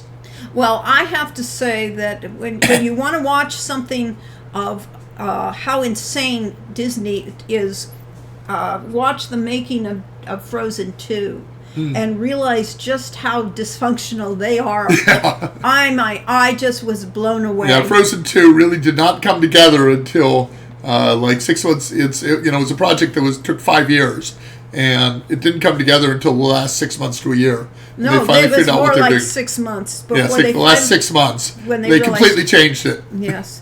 Fun fact, Aisha, she, in the original H. Rider Haggard novel, was a big inspiration for both C.S. Lewis's White Witch and Tolkien's Galadriel. Really? Interesting. Yeah, I only know her by name. I didn't actually read the original books, although they were probably. I love what they did with Galadriel in the movie. The scene where they're looking into the pool of water that can predict the possible futures, and where she does full-on evil queen. Yes, evil queen. That scene was just amazing. And Grimhilda, the evil queen from Snow White, is considered the leader of the Disney village due to being first, but Maleficent is the powerhouse. Maleficent was amazing. And the actress that played that is iconic with the movements and that. She's just, she's just the perfect villain, yes. And Tarzan 2 with the character of La in Opar. Yes, La of Opar was my she. Yes, exactly. And Galadriel is a formidable character, and so many people think she's just a gentle fairy. But if you read her backstory in the Silmarillion, she's one of the few creatures that Sauron rightfully fears. Ah, yes. Well, for one thing, she has one of the 3 rings. Yeah. And 3 elven rings. Yes, so yes, she is a very powerful character, and honestly, I thought the Lord of the Rings did her well. And she's in both the book and in the movie. both the book and the movie. Well, I meant the movie version of her is just awesome, and I actually, I liked a lot of The Hobbit. And she was the precursor to Xalatath, walking around bare feet everywhere. Yes, but that's all about the bare feet. That's another story, yes. Zamatra said, about a year ago, I started building a text adventure using Twine. Yes, we tried to use Twine, believe me. Briefly, yes. The prototype of the game came out fairly quick, but since I started fleshing the story and adding more and more code, it became a monster. One thing I just was surprised at how much it took to find the balance between puzzles, between Too Easy and Moon Logic. I imagine it was the same for you and all the Quest for Glory games. And effectively, the fact that those puzzles are in the right place in the Quest for Glory games is, it's like Thomas Edison, 1/10 intention and 90% luck. Brainiac says Eleanor Audley, voice of Lady Tremaine from Cinderella as well. And I'm very cued to voice actresses, so it bugs me sometimes when I hear the same actress doing it. But then they kept kind of the mannerisms between the two, so it wasn't groundbreaking. Our Jack Nicholson's pretty much broke character in Quest for Glory. They were awful. 4, but they were fun. I love them, but they were off. So I get really annoyed in World of Warcraft things when they have someone doing a Old West kind of accent in a fantasy game. Just isn't right. Galadriel, when she was young, was called Artanis, which means Artanis, because she was unusually tall and strong and was a fearsome sword wielder. So the Rings of Power actually got her right. She mellowed out a lot as the ages passed. And Prince Philip in Sleeping Beauty was given a lot more than Florian in Snow White simply because of technical limitations animating Florian, even though the writers had more for Florian to do in the movie. So it was delayed until Philip. Interesting. That is very interesting. I do like that. I like the creative thing of games, and I wanted to do cartoons anyway. I made animated cartoons from the beginning of those little flippy books, and I did some cell animation. I did stop motion animation. It was really one of the things I was interested in getting into, and voice acting, of course. Yes. Ah, yes, there was a whole sequence with Florian trapped in the Queen's dungeon as water was rushing in. Yeah, wow. And I did it in a D&D game. Yeah, a D&D game where we were in a room that started filling up with water, and we had to figure out what to do before we all drowned. Yes, I'm sorry, I didn't mean to derail. Yeah, didn't just derail. We're off on our creative rounds, whether we're talking about books or we're talking about movies or games or how they created these things, because this is all part of the creative process. And Brainiac said, honestly, the ad-libbing in Quest for Glory 4 worked because it was limited to just those guys. If it were any more, I would have gotten old fast, as I think. Yes, especially because, we were going with voice actors that could mimic other, famous actors anyway. Mm-hmm. And so it could have been really bad. And having the Jack Nicholson voice does break the game for me, but, But it's hilarious. It's hilarious. I do go that. I do have a Robin Hood project we talked about a way back that I've turned my attention to. Well, good. All right, so And you started an adventure game that unfortunately had to be canceled, which I always thought had a ridiculously low budget, and that you were going to have a very hard time getting it done, Yeah. even with all volunteer labor. yeah, but then again, it's not easy. People have to eat while they're making the games. Yeah, and we've always had too low of budgets for our games, so fortunately we've worked for companies like Yosemite Entertainment who didn't know what they were getting into when we got started.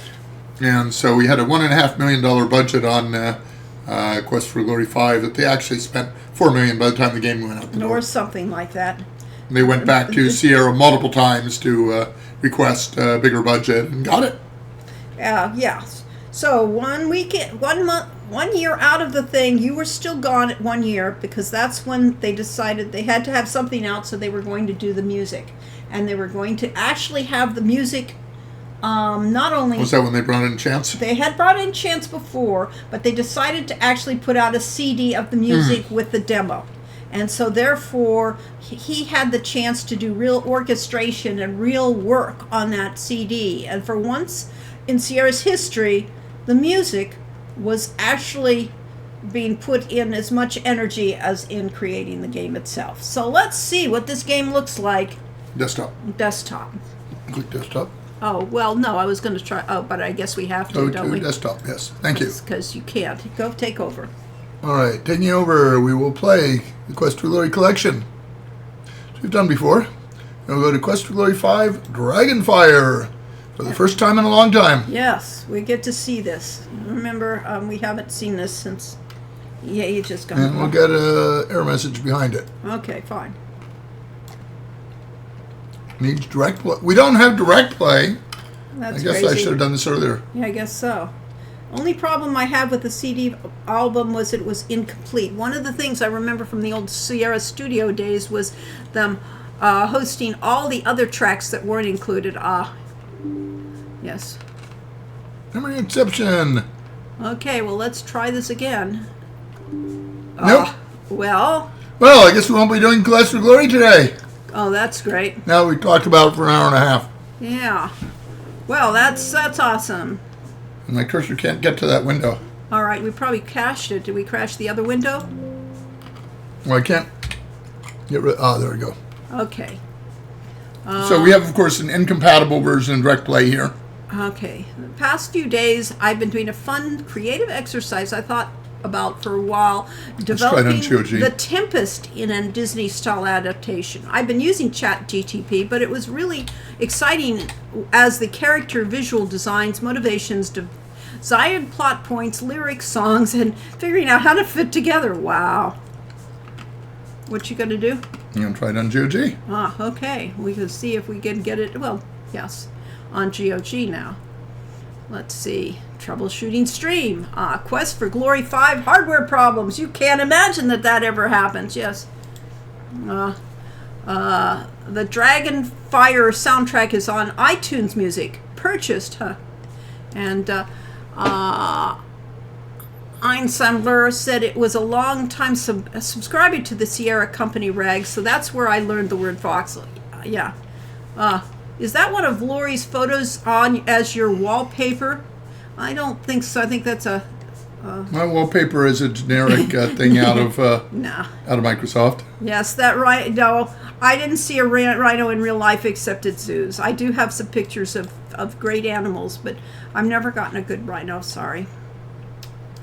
Ah, well, there's one of your pictures. Got it. Yes, when it's my photos, yes. Okay. I am installing Quest for Glory 5 on GOG, and we'll see if it runs any better there. Yeah. But yes.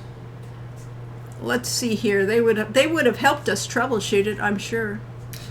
But it says you can play it. Okay, The ready game to is play. installed. Let's see if we can play it. Well, let's see if we can play it first. Oh, no, I'll put it on webcam. No, so they can all see how bad this is. Like the So it probably has the same version of DirectX that I went to a seminar on DirectX at one point. my installs are off the original discs. Oh gods. Yeah, we may have to do that. Was there a chance to be done in SCI with Quest for Glory 5 or had to be done in 3D? There was no question at that point. It had to be done in 3D. because all the cool kids were doing it in 3D. Because Sierra's King's Quest was going to be done in 3D, and the Gabriel Knight was going to be done in 3D, and all the cool things out there were done in 3D. So there was no question. Yes. So I run it in compatibility mode. Go to the binary launcher and set it that way. Binary launcher. I've got some overlay. I think what we'll do, since we've already started, we're an hour later than we normally would have started the game, we'll just keep on rattling, and next week we will have fixed the problem. But they could have helped us. They'll help us debug it while we're rattling. Really want to do that? Yeah, I do. Okay. I was going to say that when I was working on my own for a while, I actually went to a DirectX seminar. This may have actually been back in the... yes, it was ages ago. It was ages ago. It was when DirectX, Microsoft was first coming up with the concept of DirectX, and probably when we were working on our desktop publishing system. I went to a DirectX seminar and learned all the things. It was expensive, yeah. But in the meantime, they've come up with... or like on DirectX 12 or something like that. Okay, so... All right.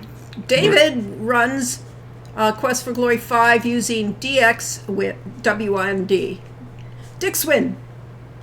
And Joseph says 16-bit, run program in compatibility mode for Win8 reduced color mode, 16-bit. This fixed it. Well, one would, of course, assume that this was built into Steam and GOG. You wish. Yeah. Mary just says, I hate to dash, but I have to go and caterwaul for an hour. Go. Well, you go caterwaul, and don't worry, you won't miss any game, because we're just going to set it up, and next week, we will have solved all the technical problems, and we will run the game, or we will determine that we are incapable of solving the technical problems, and we'll do Hero U Road to Redemption. Toodles. Yes. Fairly well. Yes. Yes. Introducing people to Opera. Yeah. It is nowadays the easiest of 3 games, Quest for Glory 5, King's Quest 8, and Gabriel Knight 3, to get running out of the box, and we do have the box. So yes. Unfortunately, we do not have a disk drive. The Sierra, yes, that was the problem. Sierra Help Pages has an installer, but it requires original disk. Actually, I do have a disk. I do have a CD drive that Richard Aronson gave us. Yes, we do have an external CD that we could, if all I can else find fails. Yeah. Gabriel Knight 3 barely runs. Well, remember, that was the other deal that was going on. 3 different divisions, 3 different programming teams, and 3 different 3D engines. So what Bob Heitman told me at one point was that one of the big strengths that Sierra had was that they had a single game engine that all the games ran on, and they had a systems department solely devoted to improving and fixing bugs in that game engine, and that there was, this is a huge number at the time, you all saw Dr. Evil and Austin Powers, okay, $1 million. So Sierra had spent $1 million, a huge number at the time, on developing the SCI game engine, and as a result, it was much less expensive to develop all the games on it. So fast forward from 1988 to 1998, and they're doing new games, and each division said, well, SCI has run out its lifespan. It's too old. It's not good enough to do a modern game. We've got to go 3D, and we'll have to make a new game engine for it. So Sierra at this point was no longer all in one building, but was in 3 different divisions in Washington, Oregon, and California. And each team independently said, well, we can't really use Unreal or one of the off-the-shelf engines because it's not suited for adventure games. So we will roll our own 3D engine. And each of those 3 divisions wrote their own 3D polygon engine and apparently all of them went through the phases of either voxels or something else. They went through 2 or 3 versions of the engine. Everybody had to redo their engine too. And they were all reinventing the wheel. Yes. And ATM says King's Quest 8 had an engine based on Dynamics' Red Baron's flight simulated gods. Yes, because that was developed down in Oregon in Eugene. King's Quest? I thought that was no, that was in developed in Washington. Yeah, Gabriel Knight, I thought was Gabriel Knight was Oregon, I think. Yeah. Anyway, so yeah, they used one of the Dynamics flight sim engines and had to do massive modifications to make it work as an adventure game engine. And If Heitman had still been in charge, he would have put his foot down and said, absolutely not. We are going to make one engine. We can do the engine, but we're going to have one engine for every game, and a team will just be devoted to the engine. But nope. Now we're in, ghetto land, where every division is their own self. And as Lori said, most of the people in charge of the games had never made games before. Right. Because now we have the other thing that's coming in is Sendin Entertainment. And the other companies that have taken over for Sierra in the first place. Adrian says he thinks Quest for Glory 5 turned out a lot better than King's Quest 8. Well, we did have, a certified genius behind the system. We just had management that didn't know how to use said genius. And, if Bob Heitman had been there, we would not have had this mess, because he would have had the system, nailed down and all the bugs shaken out before we actually wasted all the money and time. Gabriel Knight 3 had an engine built from scratch. Yes, indeed. And Bill Kuhn says, I recall our land days, and there's a message that came up in front of it. That's okay, you can move that. So, maybe, no, I got to open my passwords first. I see. Well, yes, you don't want to show that, though. Yes. LAN parties in our parents' basement circa 2000. Even though we all had the games and we're all technical computer people, we sometimes had to spend literally half the night solving technical problems or reinstall before we could play. That was part of the joy of doing it too, because you felt like, we're outsmarting everybody. We'll get this to work, I guess. Okay, so I just found over in my heart. I don't know if there's a way to magnify this, but I found over in my Quest for Glory directory. This is a text file, so it doesn't do fonts. Okay, fine, that's right. All right, that doesn't show up too well. But anyway, this is a file that was over in the game directory and Quest for Glory 5 game directory. It says, a note from the team. Many of you have been with us since the mist-drenched days of Heroes Quest. Others of you joined us along the way in Rasir, Fricana, and Mordavia. You deluged Sierra with petitions after the series was canceled. This game was made solely because you demanded it. Well, this is it. Your long wait is finally over. This is the final episode of Quest for Glory. We'd like you to plan to finish Quest for Glory 5 on your own without any hints. It might be frustrating, but just savor the game.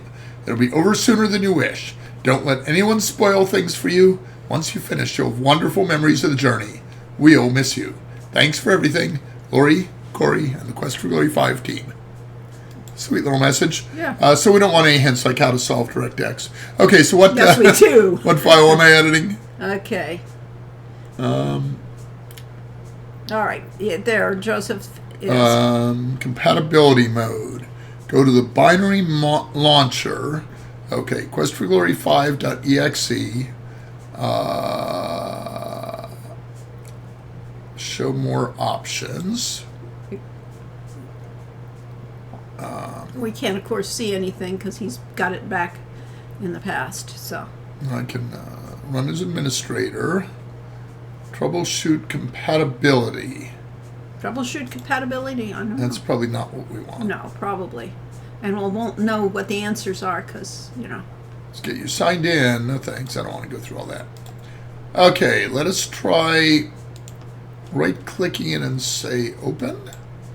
Will that give us... Nope. Immediately gives us a memory exception.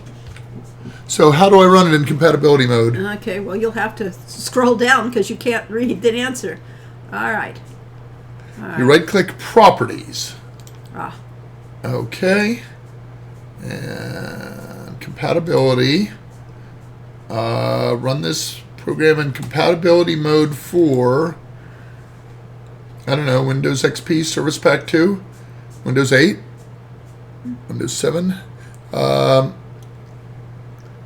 right. 64 4080.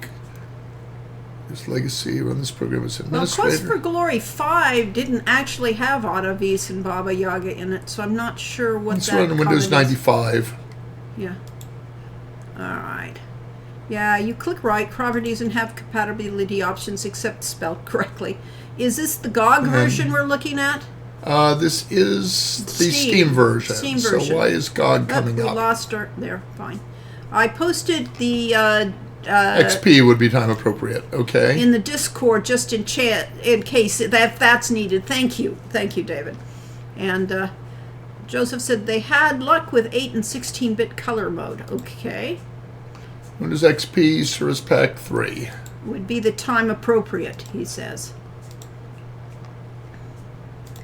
No, Quest for Glory 5 does not have either Baba Yaga or Adavis. All right. is happily taken care It is of. immediately crashing. So.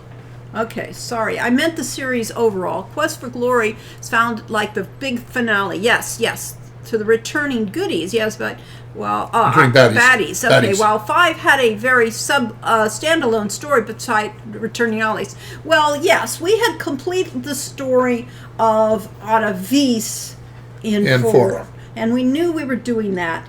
But 5 was supposed to be more encompassing of the final part of the hero's journey, and that's when you have all your friends and your So you have the allies. It's all about the hero, really. Yes. But with reference back to we wanted as many returning characters as possible. We did some fan surveys, and we were told that people didn't like Punny Bones, or no? Yeah, they didn't like Punny Bones. Was it Punny Bones or the other one? Punny Bones. Oh, they didn't like Punny. All right. No, it was the later one. Penny Bones was yes, it's PG Penny too. Bones. Penny Bones, people didn't like, so we decided not to give him a role. Yes, but other than that, So we brought in No Man as replacement, and people loved No Man, including us. yeah. But we brought back Rakesh to finalize, or to give kind of an epilogue to his story, and Elsa and Bruno. Yes, so yes, we brought them all back. In a sense, I mean, we did set a lot of the game number 5 up with our first game, because we did have Elsa and we did have Bruno and we did have the whole idea of trying to become the king. Rakesh's hair finally went white between games. Hey, so did mine, except for the part that I lost. Yes. All right, and I have to say, I really enjoyed the globe-trotting aspect of the series, being able to visit multiple countries in a fantasy setting, and that's exactly what we wanted Now, to keep do. in mind, Rakesh's hair finally going white, I just sort of threw it off as, yeah, of course it did, he's older, but obviously everything that happens in a game is by intention. It is, part of the art design to say, okay, this character has aged between these games, you need to move forward a little bit, you're out of balance. Well, if I move forward, I'm bound. That's fine, right there. Okay. Perfect.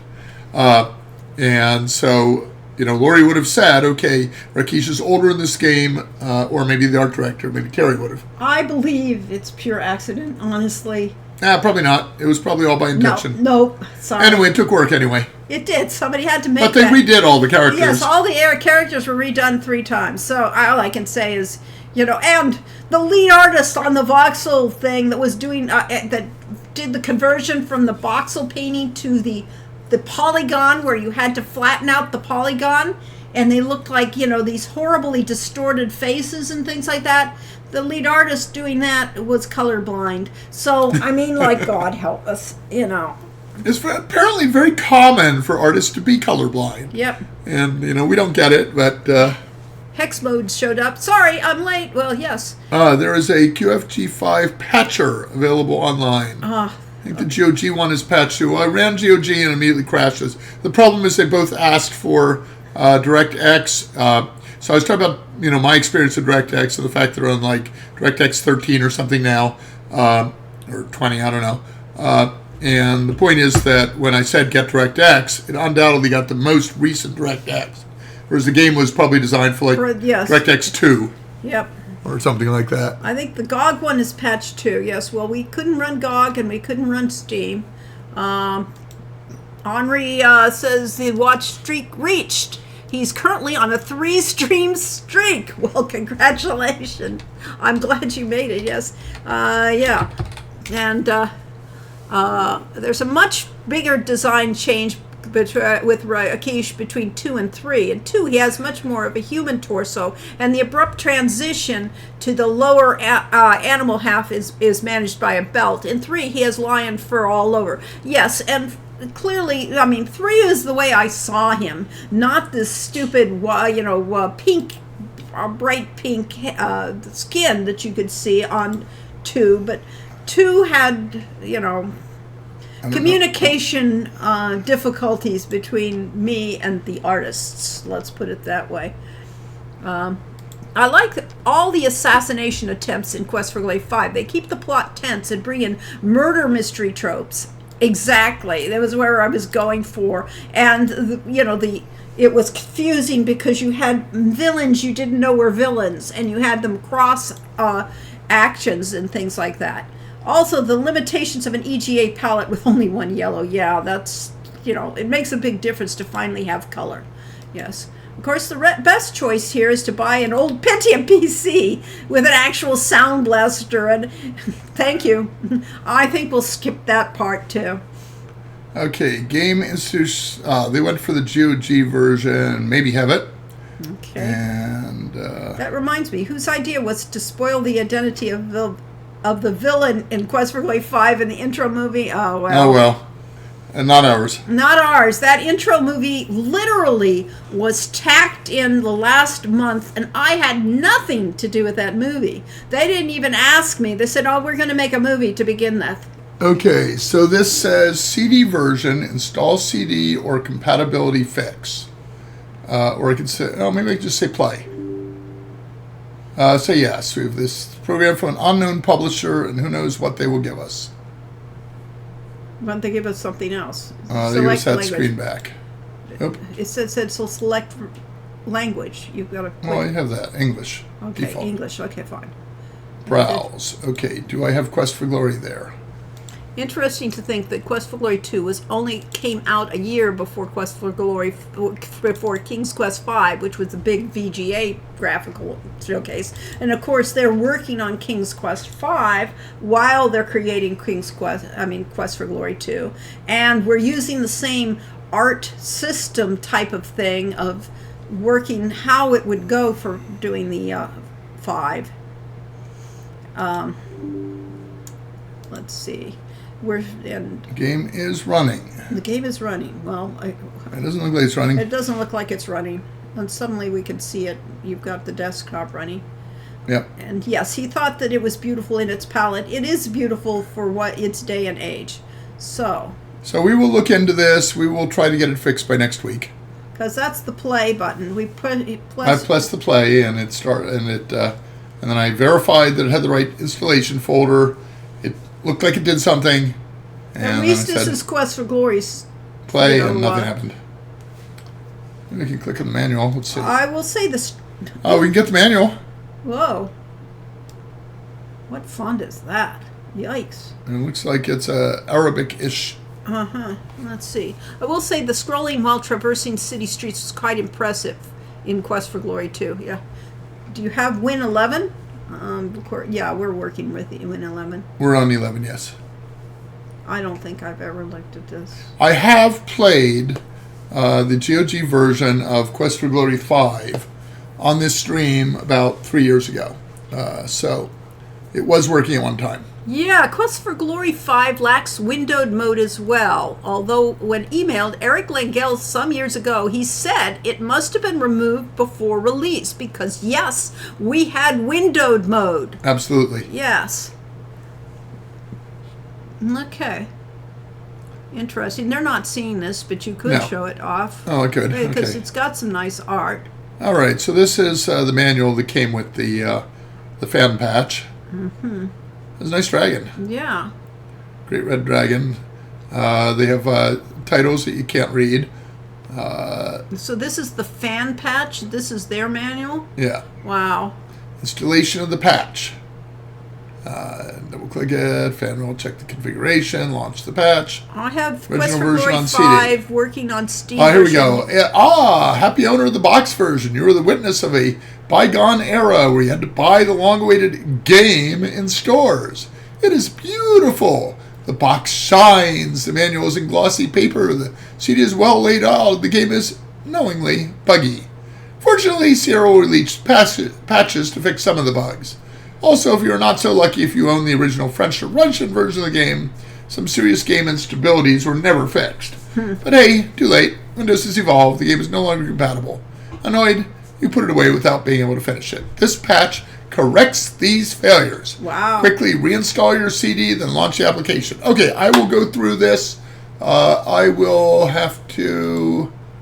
Well, I have it installed now, but I'm going to... You could go back to us. I'm going to bookmark this. Yeah, okay, fine.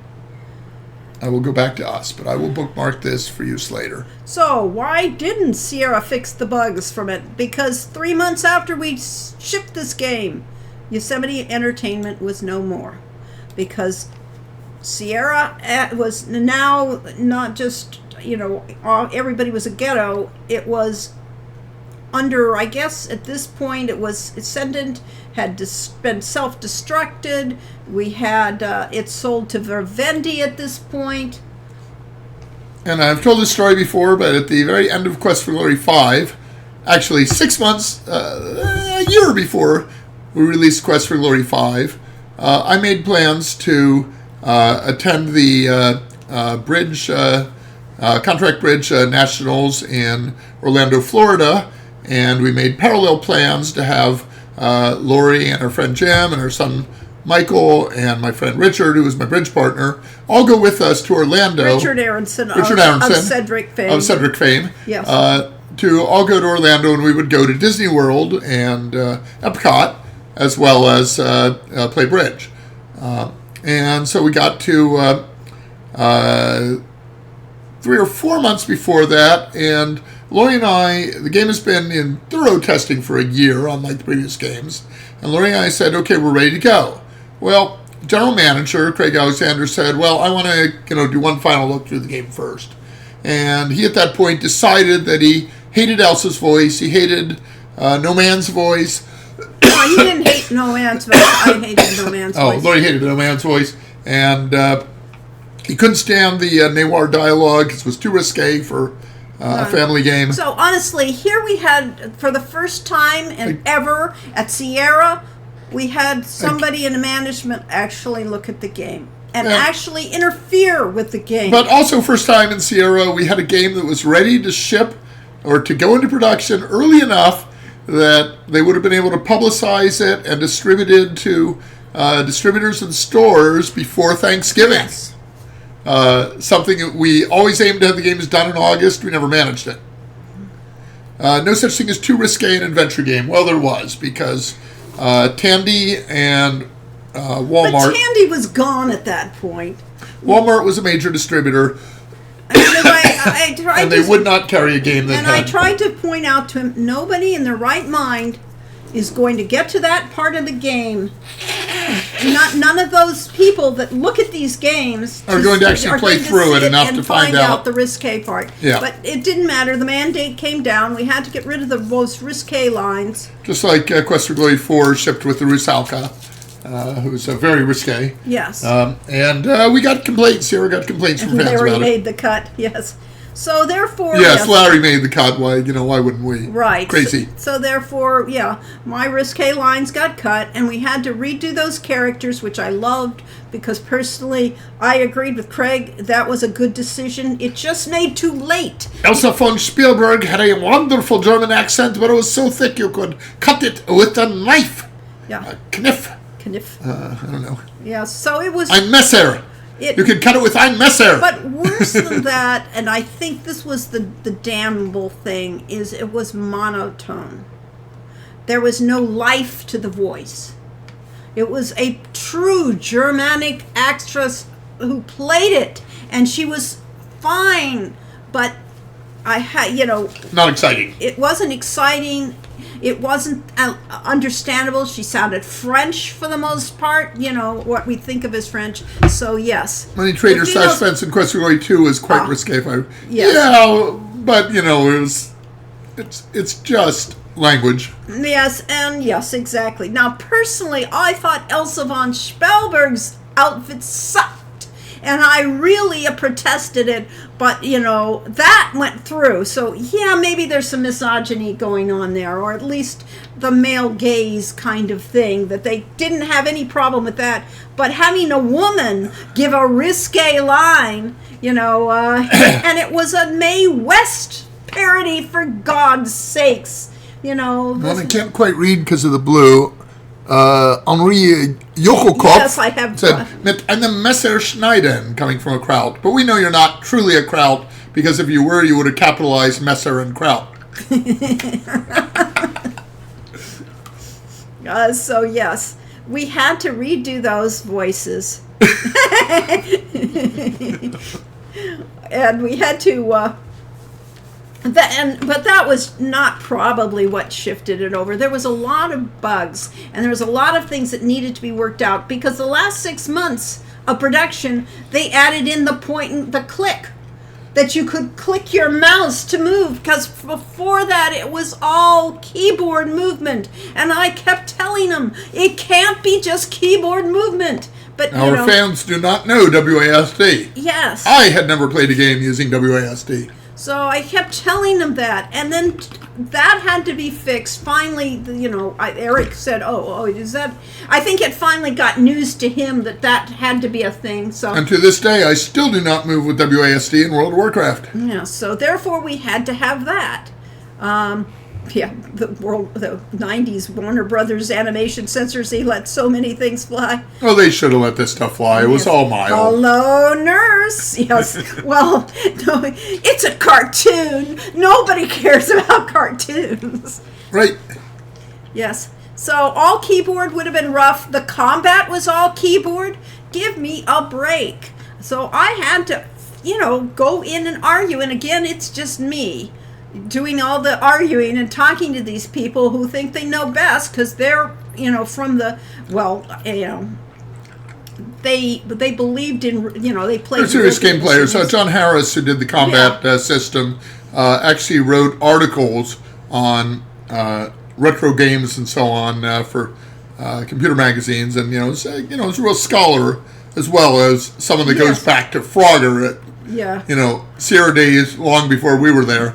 Yes. So therefore, I had a fight on my hands all the time, and so I can understand why Terry couldn't take it anymore, because we were constantly having to deal with people who knew what better than how to do a game, and the combat system was really complicated. And trying to get a simplified version of the combat system that people could actually play, and that people could move around by point and click, that was hard. That took real programming to be able to do that in 3 space. And so it didn't get done till the last possible moment. So much of this all gets tightened, and all the programming for the scripts that couldn't be done for 2 years running had to all be done in the course of, the 6 months before lead-in. So no, it was not done 6 months out. It was still, and the crunch, we hired people brought in people from India to do coding. Yeah, we had programming. Oh, that was 2 years in advance. Yeah, the last 2 years of the project. Yeah. We had 2 or 3 programmers from India, one of whom was brilliant, and the other of whom was kind of so-so. Yeah. So therefore, we had one senior and one junior programmer. Right, we had to deal with Indian programmers who spoke little English, and programmers that were left over in Sierra. The ones that were actually doing the coding for the rooms were what was left, sort of like, I would say, the dregs of the programming groups that didn't get pulled up. Doesn't necessarily mean they're bad programmers, but they were, there were people who lived in Oakhurst most of their lives, and therefore had not been exposed to things like C++. C++ or any real programming. So, yeah. No, in New Sierra way. Sumatra asks, why were the fights different from game to game? Was it to avoid people getting bored, or you tried to push the engine to limits? It was trying to make it better each time. Yes. So. And different art directors. Those 2 factors have to fill in, because it is a synergy. It is the sum of the parts and the people that worked on it. Every one of our games was made under different conditions, and mostly with different developers.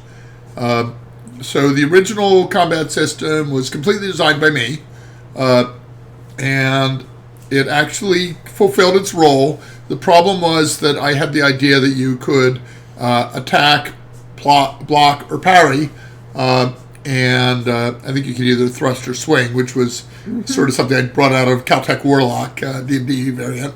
The problem was that people quickly discovered that the best way to fight the combat is to hold down the up button and just attack, and never use any defensive moves at all.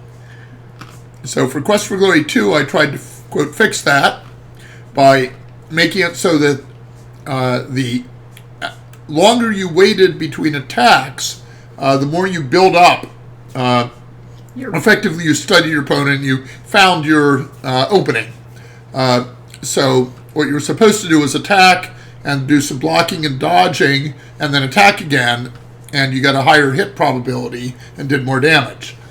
And the problem is that... No feedback. Yeah, not enough feedback. That players getting that probably kind of just felt frustrated that they would swing and miss, when in Quest for Glory 1 you always hit. Yeah, so that idea was a good one, but... Didn't quite go across. Didn't quite work. Okay, Quest for Glory 3, we really wanted to bring in the innovation of having to fight multiple monsters at the same time. And we couldn't quite do that, but what we could do... We did it in 2. I mean, we had the Jackalman in 2, so... Oh, was it Jackalman in 2? Yes, I'm sorry. Yes. That was Jackalman in 2. Yeah. 3, what did we have? I don't remember 3. We did play it, but it was nothing really innovative in the combat system, because the only thing that happened in 3 was the art style changed. Yeah. And so then in 4... 4, we went to a completely different style, and that was... Street Fighter. Yeah, Street Fighter 2 style. And that was because Lori and I were both fans of Street Fighter 2. It was more than slightly Street Fighter 2 influenced. And we had Henry Yu as the brilliant programmer on that, and I had a discussion with him about using fuzzy logic. And he said, I can incorporate that.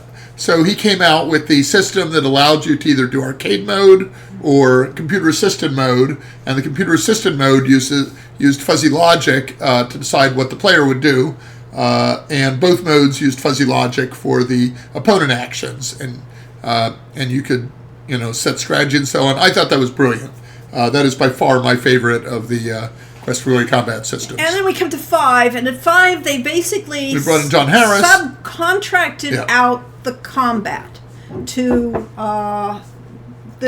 Chris Iden's company. Chris Iden's company, yes. And Chris Iden, who used to work at Sierra. He used to be Bob Heitman's manager, in fact. Yes, and he left Sierra, formed his own company, and they contracted with him and John Harris to do the combat. As a result, they weren't even at Sierra for most part. They were outside of Sierra. And John mostly worked at home.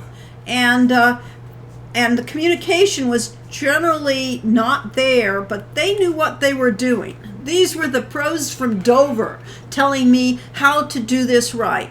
Yeah, 'cause, John had been in the game industry for 10 years before we got into it. I mean, I'm not guaranteed. They were pros. It wasn't that they weren't, but they were not listening to what I was saying about how to do it. So they basically created it all on their own. Although we did talk about, we did make it so that all of the agents, all of the villains were on their own fuzzy logic behavior things. So they were not predictable. The movements of the guards were object-oriented, and the guards did their own wander system, and it was really sophisticated. It's really cool. Yeah, it had, I talked to him about, detection systems and how the monster detects you, and the idea that some of them, had a kind of a forward cone of vision, and if you were behind them, they would not be able to see you. Yes, we had to create how to do stealth in a game that did not have it. So all of these things... It is a great system. Great system.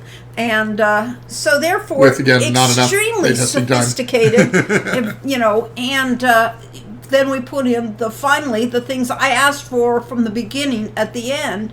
And so, again, no more testing, yes. If you want a different viewpoint, all things that are going on in Sierra, read Ken Williams' book, which was Not All Fairy Tales Have Happy Endings. Yes, because you see it from that point of view, yeah. And you can find out, what was going on in Ken's mind when he did these big budget cuts on after Quest for Glory 4 and so on. So yes, somebody didn't like the Quest for Glory 4. Well, I mean, it was deliberate to have the computer-assisted Somebody combat. didn't like it? Oh. Yes. Up The here, one right please before scroll. Adrian. Yes. And Adrian says it was But his favorite. It's my favorite. Yes, the computer system, yes, was definitely needed to be there. And I knew that the minute we did it into...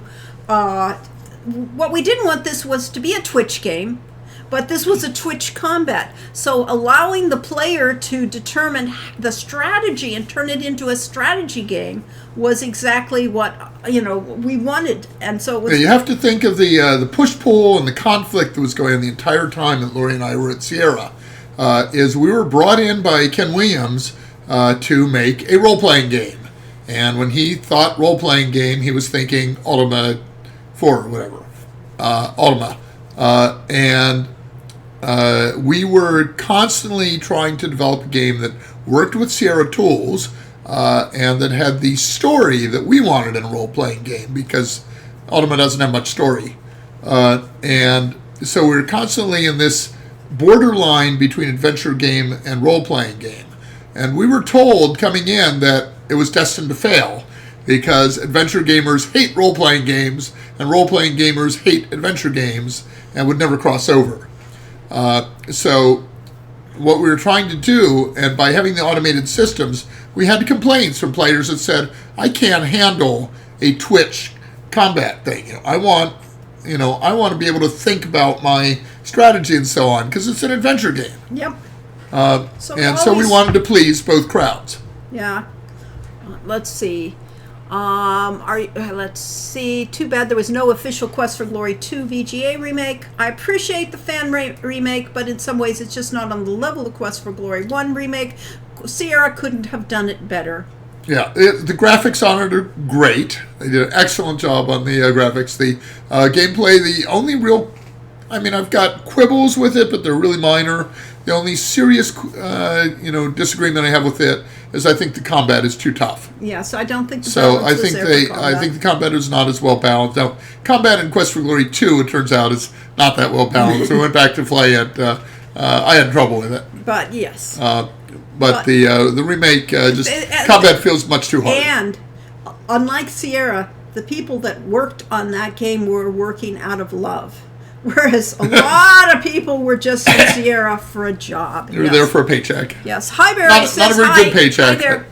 Not a very good paycheck, but it, And it's good to see there's still Quest for Glory fans after 30 years later. It's amazing to find that there are Quest for Glory fans after 30 years. And I hope we've done our little bit to keep it alive by doing the Hero U project in the summer days. We want to, we want to reward you people for your loyalty and everything else. We're thrilled with this personally. Yes. We have to allow Roadworks Gaming, because he used a word that is a naughty word. He used a naughty word. Now, see if we can figure out which word was naughty in Roadworks Gaming comment. Combat in 2 VGA is amazing, but I'm an action degenerate. Oh no, such language. Flagged by Discord. Yes. Let's see. I'll never stop being a fan, even in another 30. Yes. And honestly, I never got that myself. We will probably not be Quest for Glory fans in 30 years. Yeah, okay, fine. We might still be alive, but if so, we'll have no memory left. I agree with the combat in Quest for Glory 2 VGA being too hard. Yes. Yeah, balance. That takes, that's it takes planning and luck. And it also takes a little bit of... hopefully testing. Yes, testing. And usually in a small company, the testing is done by the programmer who does it, and he thinks it's fine because he's a damn Twitch player. Yeah, I actually talked with someone about this, and they said that one of the problems with combat in games is that, or any kind of arcade game, is that the developers play the game over and over and over in the course of testing it, and eventually they get really, really good at it, and so then the game feels too easy and they think they have to make it more challenging. Yes. And that's why a lot of games are really hard. Brainiac says, it still cracks me up to these days that one of the AGDs was the person who submitted That's the anonymous game developers. the winning fan enemy design in Quest for Glory 5. Full circle. Oh, yeah, it's one of the enemies in QG5, yes. Well, Gano Hain, who worked at Sierra as a writer and then co-designer of EcoQuest, got there because she won a fan contest. And she had, we had another one, the woman we knew through the hackers groups, and Mensa up in the San Rafael area, was the one who had, and Gruka Singh Kaso, as our producer there, had been the two people that had beaten Roberta Williams' Time Quest, that was the supposedly unbeatable game. And so a lot of people that become professionals in the industry start out as fans. And we're constantly getting messages from game developers who started out as fans. Did the difficult level on Quest for Glory 1 through 4 affect the battle themselves or just the random chance of encounters? The difficulty level. Well, the random chance of encounters was carefully calculated. That was not left to chance. So it was really just how the battle itself plays out. And we did have, a full-time tester group at Sierra, and they were usually on late in the project, but starting on Quest for Glory 3 or 4, they started being embedded in the room with the programmers and testing it during the development of the project. Not much. I think it was 4 that they had that, yes, and the guy committed suicide just after the game shipped. I mean, that's a word you're not supposed to say on air. Yes, okay, fine. That is not that acceptable. Is not acceptable. But it was unrelated. That was the gentleman who went out jogging in bare feet on the on Deadwood, yes, on Deadwood Mountain, and got bitten by a rattlesnake while he was jogging, and then came back to Sierra and said, "Yeah, well, I think I got bitten by a rattlesnake." It's like, what? Did you get to the doctor, man? It's like crazy. So yeah. We had our dog bitten by a rattlesnake, and that was traumatic. Yes, little Yaznik worked. The game worked on his dev box. Okay, fine, and we'll figure it out. We'll have to really do some debugging here. And Highbury spent like $100 worth of absolution from the Hero U Kickstarter for pirating 1 through 4. That was something that. Tim Schafer came up with, or actually, it was either Ron Grossman or Tim Schafer, Ron Gilbert, or Tim Schafer came up with in their Kickstarter. Yes, Ron Gilbert did, definitely. Yes. To say basically, if you pirated Lucas Games when you were younger, now's your chance to make a donation. Yes. And I will absolve you of any crime of having pirated them. Yes. So you are absolved. You are absolved. Yes. Let's see. Fighting multiple Jackalmen feels amazing once you spend several hours training with Uhura. The power of fantasy. Yes. Not for all, I understand. Especially Thimbleweed Park, yes, by Ron Gilbert. Yes, but don't copy that floppy. So the history of hackers, because I've been involved with hackers groups, going back to MIT and the Model Railroad Club that ended up becoming the computer club there, and there was that seems really bizarre. Zork and so on. That all was about the hacker ethic, that you share everything. There is no ownership. You don't sell things. You give them away, and the Palo Alto Computer Club that was where Steve Wozniak and a lot of other people came from. All were into this hacker ethic, and everybody was exchanging cassette tapes and stuff like that with source code. And that's that whole idea of open source came from that thing. Everything should be free. Yeah. Except for the consulting to help you make it work. Yeah. Like that you can charge $500 an hour for. Yeah.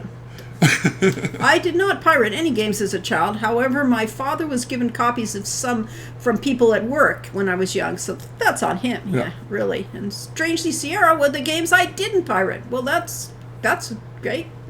Honor amongst thieves, yes. we were always leery of the copyright protection on these games, and we're always fighting Sierra about it. Yes, within Sierra, people like our producer Gruka Singh-Kalso were, always trying out competitors' games to see what they're like. And one of the first things Gruka did on Loom was get a cracked version. It was Loom. It was certainly Monkey Island. I Was it believe. It was Monkey Island. Okay. Because we got that cracked version, so you didn't have to do the copy. Yeah, wasn't that we were perfectly willing to buy it, but it was an inconvenience to go through the copy protection Yes. stuff. Yeah. So we played the cracked version. Yep. And speaking of that era, I just listened to a multiple linked Darknet Diaries episode about Laud, Mod, Frack. Very interesting era. I got several of these hacking manual things in the 90s, but it was all largely useless at that point. Yep. And I didn't know my first Quest for Glory was pirated because I was 8 and didn't put 2 plus 2 together about lent floppy disks with magic marker tiles. Yes. Well, a friend gave me the best of the Police or something like that album, and a Gordon Lightfoot one on unmarked CDs. Yeah. Well, we were always, in that era, we were always copying down from the radio. You'd have all your favorite songs on your cassette tape. Yeah, my brother had reel-to-reel tapes that he recorded from the radio. And that was most of his. He had some albums, but most of his record collection was actually tapes that he had made from the radio. Yaznik says, my friend used to come back from Indonesia with questionably authentic Sierra games. Had to run Norton AV after every install. Yeah. Run, yes, I imagine.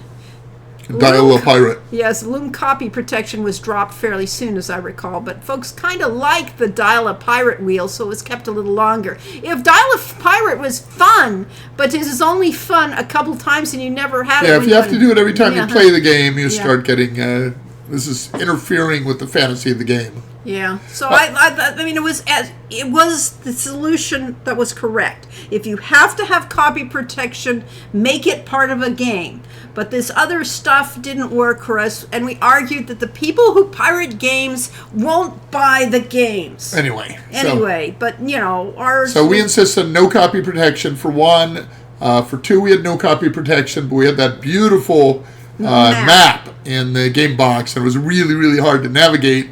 Yeah. So that was not intended by us as copy protection, but it served as it. Yes, 3 there was no copy protection, and then we came to 4, and yes. And they put manual-based copy protection where you had to put in the formulas. Yeah, but we tried to get it integrated into the system, yes. It was playable without that, but you couldn't do stuff with Dr. Cranium. Right, yeah. Yeah, pretty much every collection of a thing, yes, lack copy protection. All those age verification was a lot of fun. I learned a lot about Spyro Agnew and all the uses for Vaseline from it. Okay, I don't want to know about the Vaseline things. So when I was 14 or 15, I was part of a Christian coffee house in the Philadelphia area in Abington. And we had one of the regular performers there went on stage with a song of...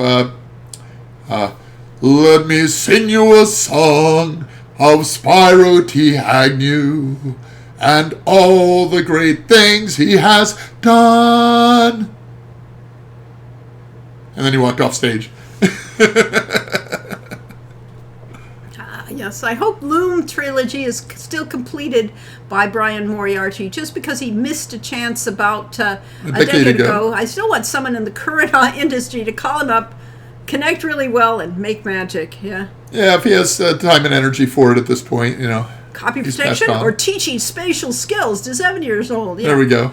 Yes, you should have put in copy protection in 2 and 3, in which you fail. You could still play the full game, but you can't become a paladin. Nobody know that. Nobody would know it. Yep. Leisure Suit Larry had the question, O.J. Simpson is, and one of the wrong answers was under indictment. Jeez. Where haven't you lived, Corey? Where haven't I lived? Okay, so let's see. I was born in Southern California, Los Angeles. Lived in Inglewood, which later became a totally black neighborhood. But Corey was more common as a black name. I grew up in Abington, Pennsylvania. up to age 15 when I went to Germany for a year, lived in Berlin.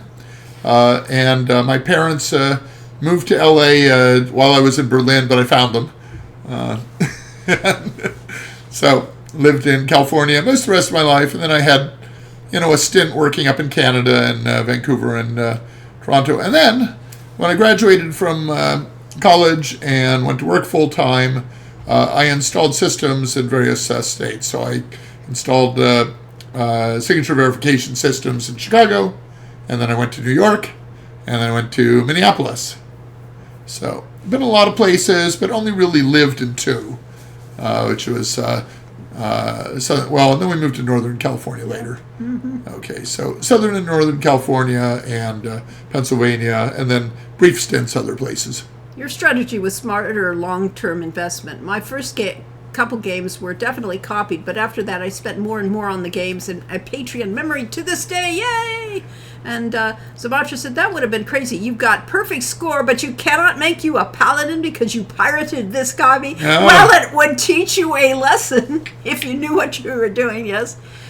He did name 3 companies he would trust with Forge in the Fold at a GDC talk years ago, but I think only one of them is in extant now. Still extant. Yes, and that'd be back to Moriarty. And was CDC is going on, or GDC? Is it GDC? It is going on this week, I believe. Yep.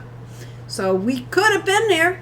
Yep. If we. And we just missed the Bridge Nationals in Missouri. Nobody cares about the Bridge Nationals. They do care about GDC. Hey, it cost me a job at Sierra when I went to them. Yeah, I know. So obviously I did care about them. Suppose if the Mysterious Cities of Gold can return after 30 years for 3 more seasons, anything can happen. Mozart asks, of all the places I've lived, which was my favorite? I think I would have to vote for Toronto. Toronto is a really cool place. Unfortunately, it was really cool in the winter.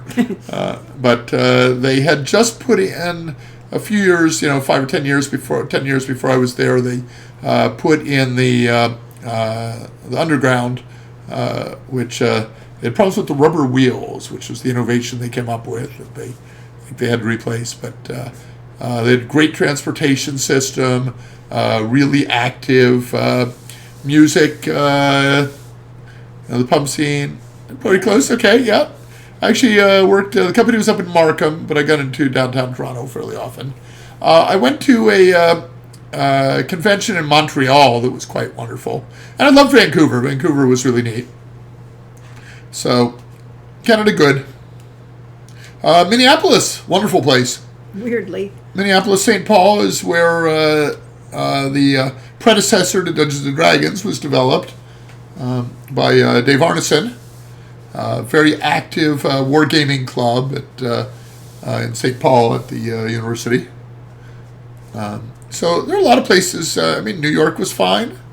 All right. Samantha says, is Brian Moriarty not interested in completing the story himself? Loom was another amazing game that I loved. A bit too easy compared to Quest for Glory, but still an amazing game and story. I played it again a couple years ago, and it was harder than I remembered. Yeah. But Loom is pretty challenging. And it is a beautiful game, and it is amazing. But I'm pretty sure Brian soured on the whole thing. Yeah, he wrote an article at the time that the lessons learned from working on graphic adventure games. No, that was different. That was Gilbert. Oh, that was Gilbert. Ron Gilbert wrote "Why Adventures Suck" and adventure games suck and what we can do about it. But Brian Moriarty wrote the article "Lessons Learned Working on Graphic Adventure Games," and he said the number one lesson is that in a graphic adventure game, anything that the player can do must be shown.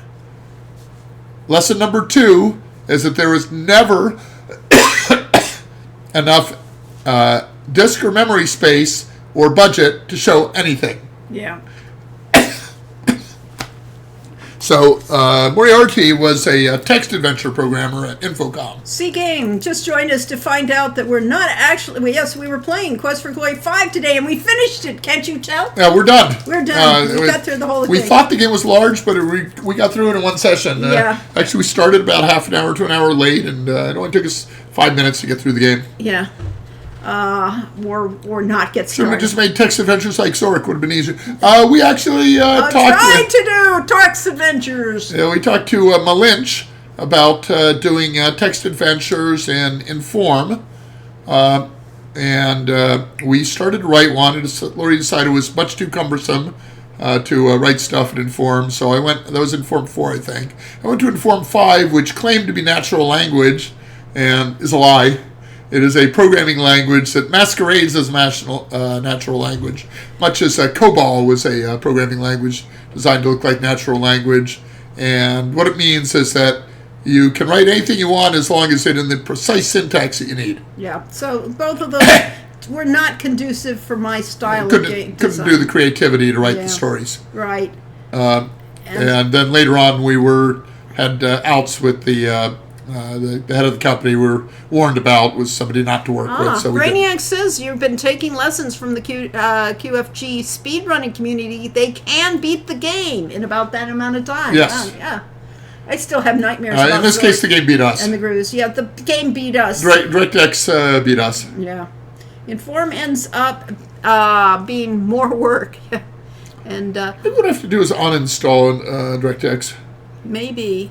But I think what we really need is like DXD 2 or 3. Yeah, we'll try to debug this problem over the week. So yes, we did not get the game to run, in other words. Yes. Despite multiple attempts, yes. My first attempts to write code was quick basic writing text adventures. 'Twas fun. Right now, They're on DirectX 12 now. Yes, right now I am the composer system that I use to do the Summer Days games and the Road to Redemption game is as close to the perfect text adventure style thing for me that I could get, and I don't need those systems. But then again, my style of writing is very dialogue character driven, so therefore I don't have massive paragraphs of description because I can't stand them. And I never, my style of reading is to scan for meaning and not actually read what's there anyway. So therefore, it's actually, it's just how my brain works, I guess. Adrian Jacek says the fastest speedrun ever is for Clue, 1998, less than a second, exploring RNG to get the culprit right. Wow. We played a lot of Clue as kids. Did you play Clue? Oh, yeah. Yeah. We loved that game. Yes. Running in a VM may work best. I don't know. I'll work it out over the next week. I wonder or we'll talk to people in Discord, because that's how you do it, is get our people to help us debug it. Yes. Booksar asked, did Tolkien's books drive Lori crazy? And the answer is that Lori does not read the way I do. Lori is 3 times faster, but she automatically skips over anything that looks like poetry or songs. She doesn't look at the illos. Don't look at the titles. Don't look at chapter titles. I'm into the text. So therefore, it's a continual stream of word processing for meaning. Which, as a result, she gets through very quickly. And it meant I could not spell worth beans. And parses a paragraph at a time instead of a word at a time. I mean, and of course, then when it was down to, those stupid, the way they taught reading in my era was like the SCAS, science thing, so that you'd read the paragraph and then you had to answer the questions afterwards. It was faster just to go questions, go back up and find the answer and do it that way, and you could get that through really fast. My high school, where I went to senior year in Los Angeles, Westchester High School, which no longer exists, is now a magnet school. They had a adult school, night school, speed reading class, and I went to it with my father. And they had machines that basically scrolled up the text, and they had techniques like putting a card in front of it so you couldn't, see the past text and so on. Oh, that drives me crazy, yeah. And you could vary the scrolling speed of the machine. So I was pretty good on it. I was one of the I was meeting the criteria for a speed reader. My father got onto the machine and said, a little slow, and he cranked it up all the way to its fastest setting.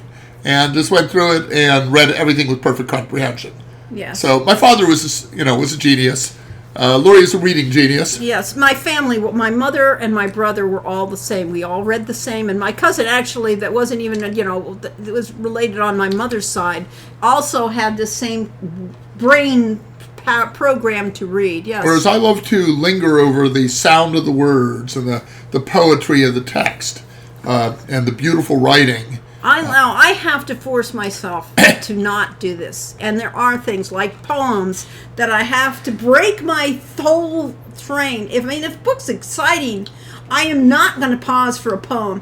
But when I make myself stop to read, like Tom Bombadil was a merry fellow, something, his boots were yellow. Exactly. And I loved Old Norse illiterate verse and those that I got in, the English class. And to this day, I'm writing a poem for Ilfeo's Adventures that's using really, it's supposed to be a song, but it's kind of going off of Robert Service's, the cremation of Sam McGee with the internal rhymes. So I do love poetry in its own way. So she likes writing it, she just doesn't read it. Yeah, really.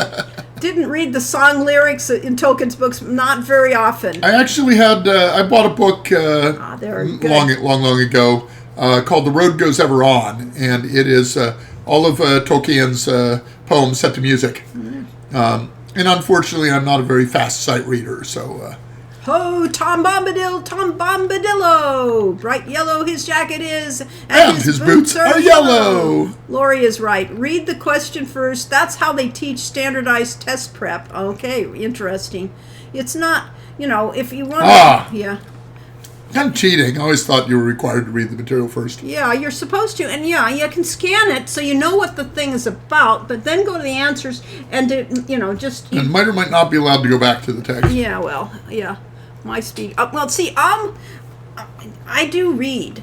When I do read, it's a book a day. So it's not like these, Corey's still reading a book for several nights and things like that. No, if I start a book, it's to the end. And man, you do not interrupt me when I'm reading. Yeah, always read on the toilet, which they tell you not to do. And then, at night before you go to sleep. Yes, you read and then you put the book down. How can you do that? You actually put it down before getting to Lori bed. used to handle that by turning off the light, and so I had to stop. But now I have a Kindle that doesn't stop me. Mm-hmm.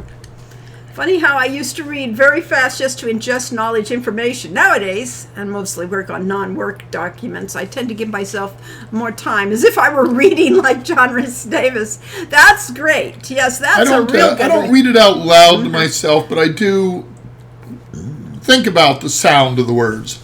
School teachers always ask the random details from books, but I can never remember them, even after reading the flipping thing. Well, yeah, maybe the random details from books...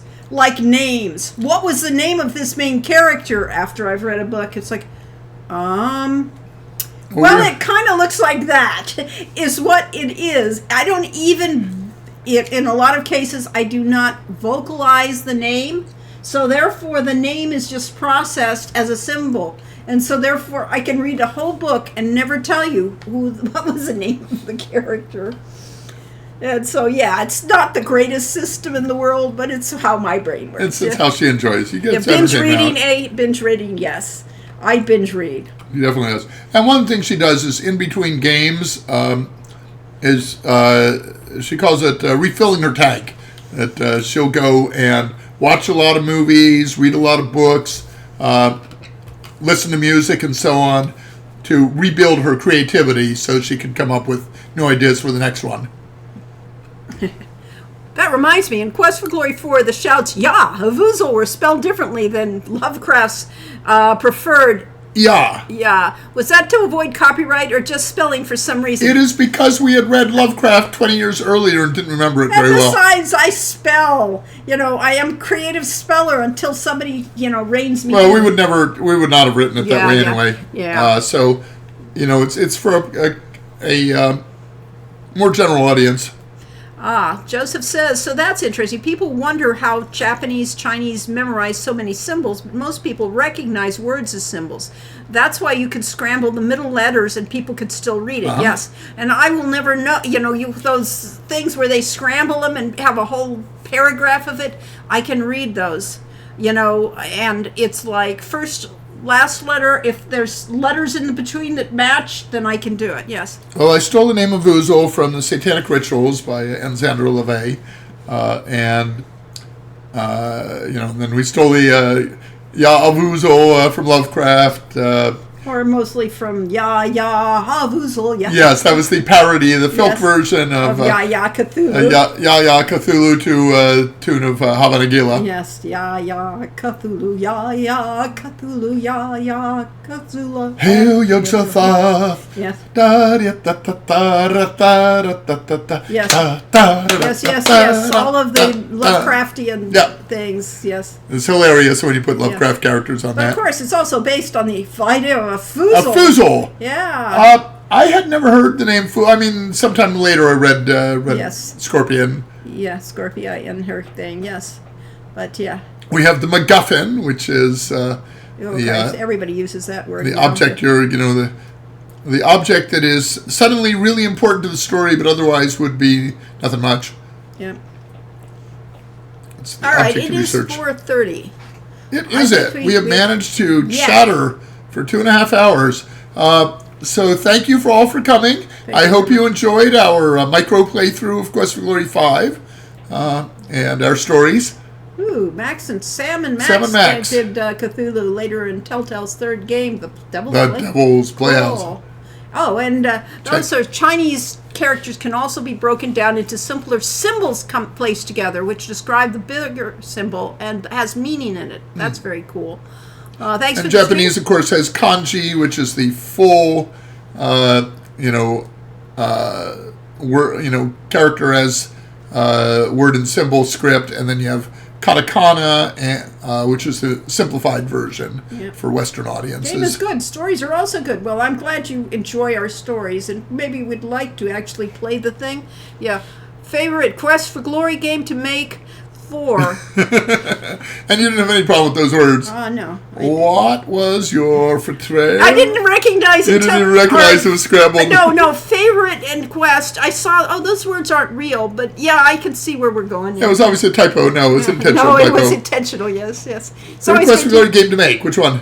I think 4 was because it was the 4, but because at that point, for the beginning of 4, it was magic. And 5 actually had a lot of magic too. It was from a lot of it. It was not as stressful as you might think doing it solo. But and the 2 I did the most actual design on were 2 and 4. So that was for me wonderful experiences both. Yeah. So at any rate, but 4 is just the setting of the story are just so perfect. We will again see you next week. I will be playing Quest for WoW. WoW tonight. Today. Oh, in half an hour. Yes, and I'll make Corey fix supper. So but it's great. Yeah. We just had lunch. Well, I'm still stuffed. All right, then maybe we won't have supper. Who knows? I could make the soup. I was thinking you're going to make the soup. Anyway, thank you very much for showing up. I will be playing the new WoW expansion, Midnight. And we started a character in the last week, and I will be continuing with that character. Yeah. So we do slightly differently. That I love the raiding experience, and in order to do raiding, I have to use those early couple weeks of the expansion to rapidly build up my main characters to max level and get them some equipment. I have it kind of as a work assignment. Lori gets to more experiment and try everything. But we're both enjoying the story in it. Darzik said, love all this insight. I feel like a kid again enjoying Quest for Glory. So right here it is currently 4:33 p.m. Lori will be back at 5 p.m. in 27 minutes playing World of Warcraft Midnight. See you there. Thanks for coming. Bye-bye.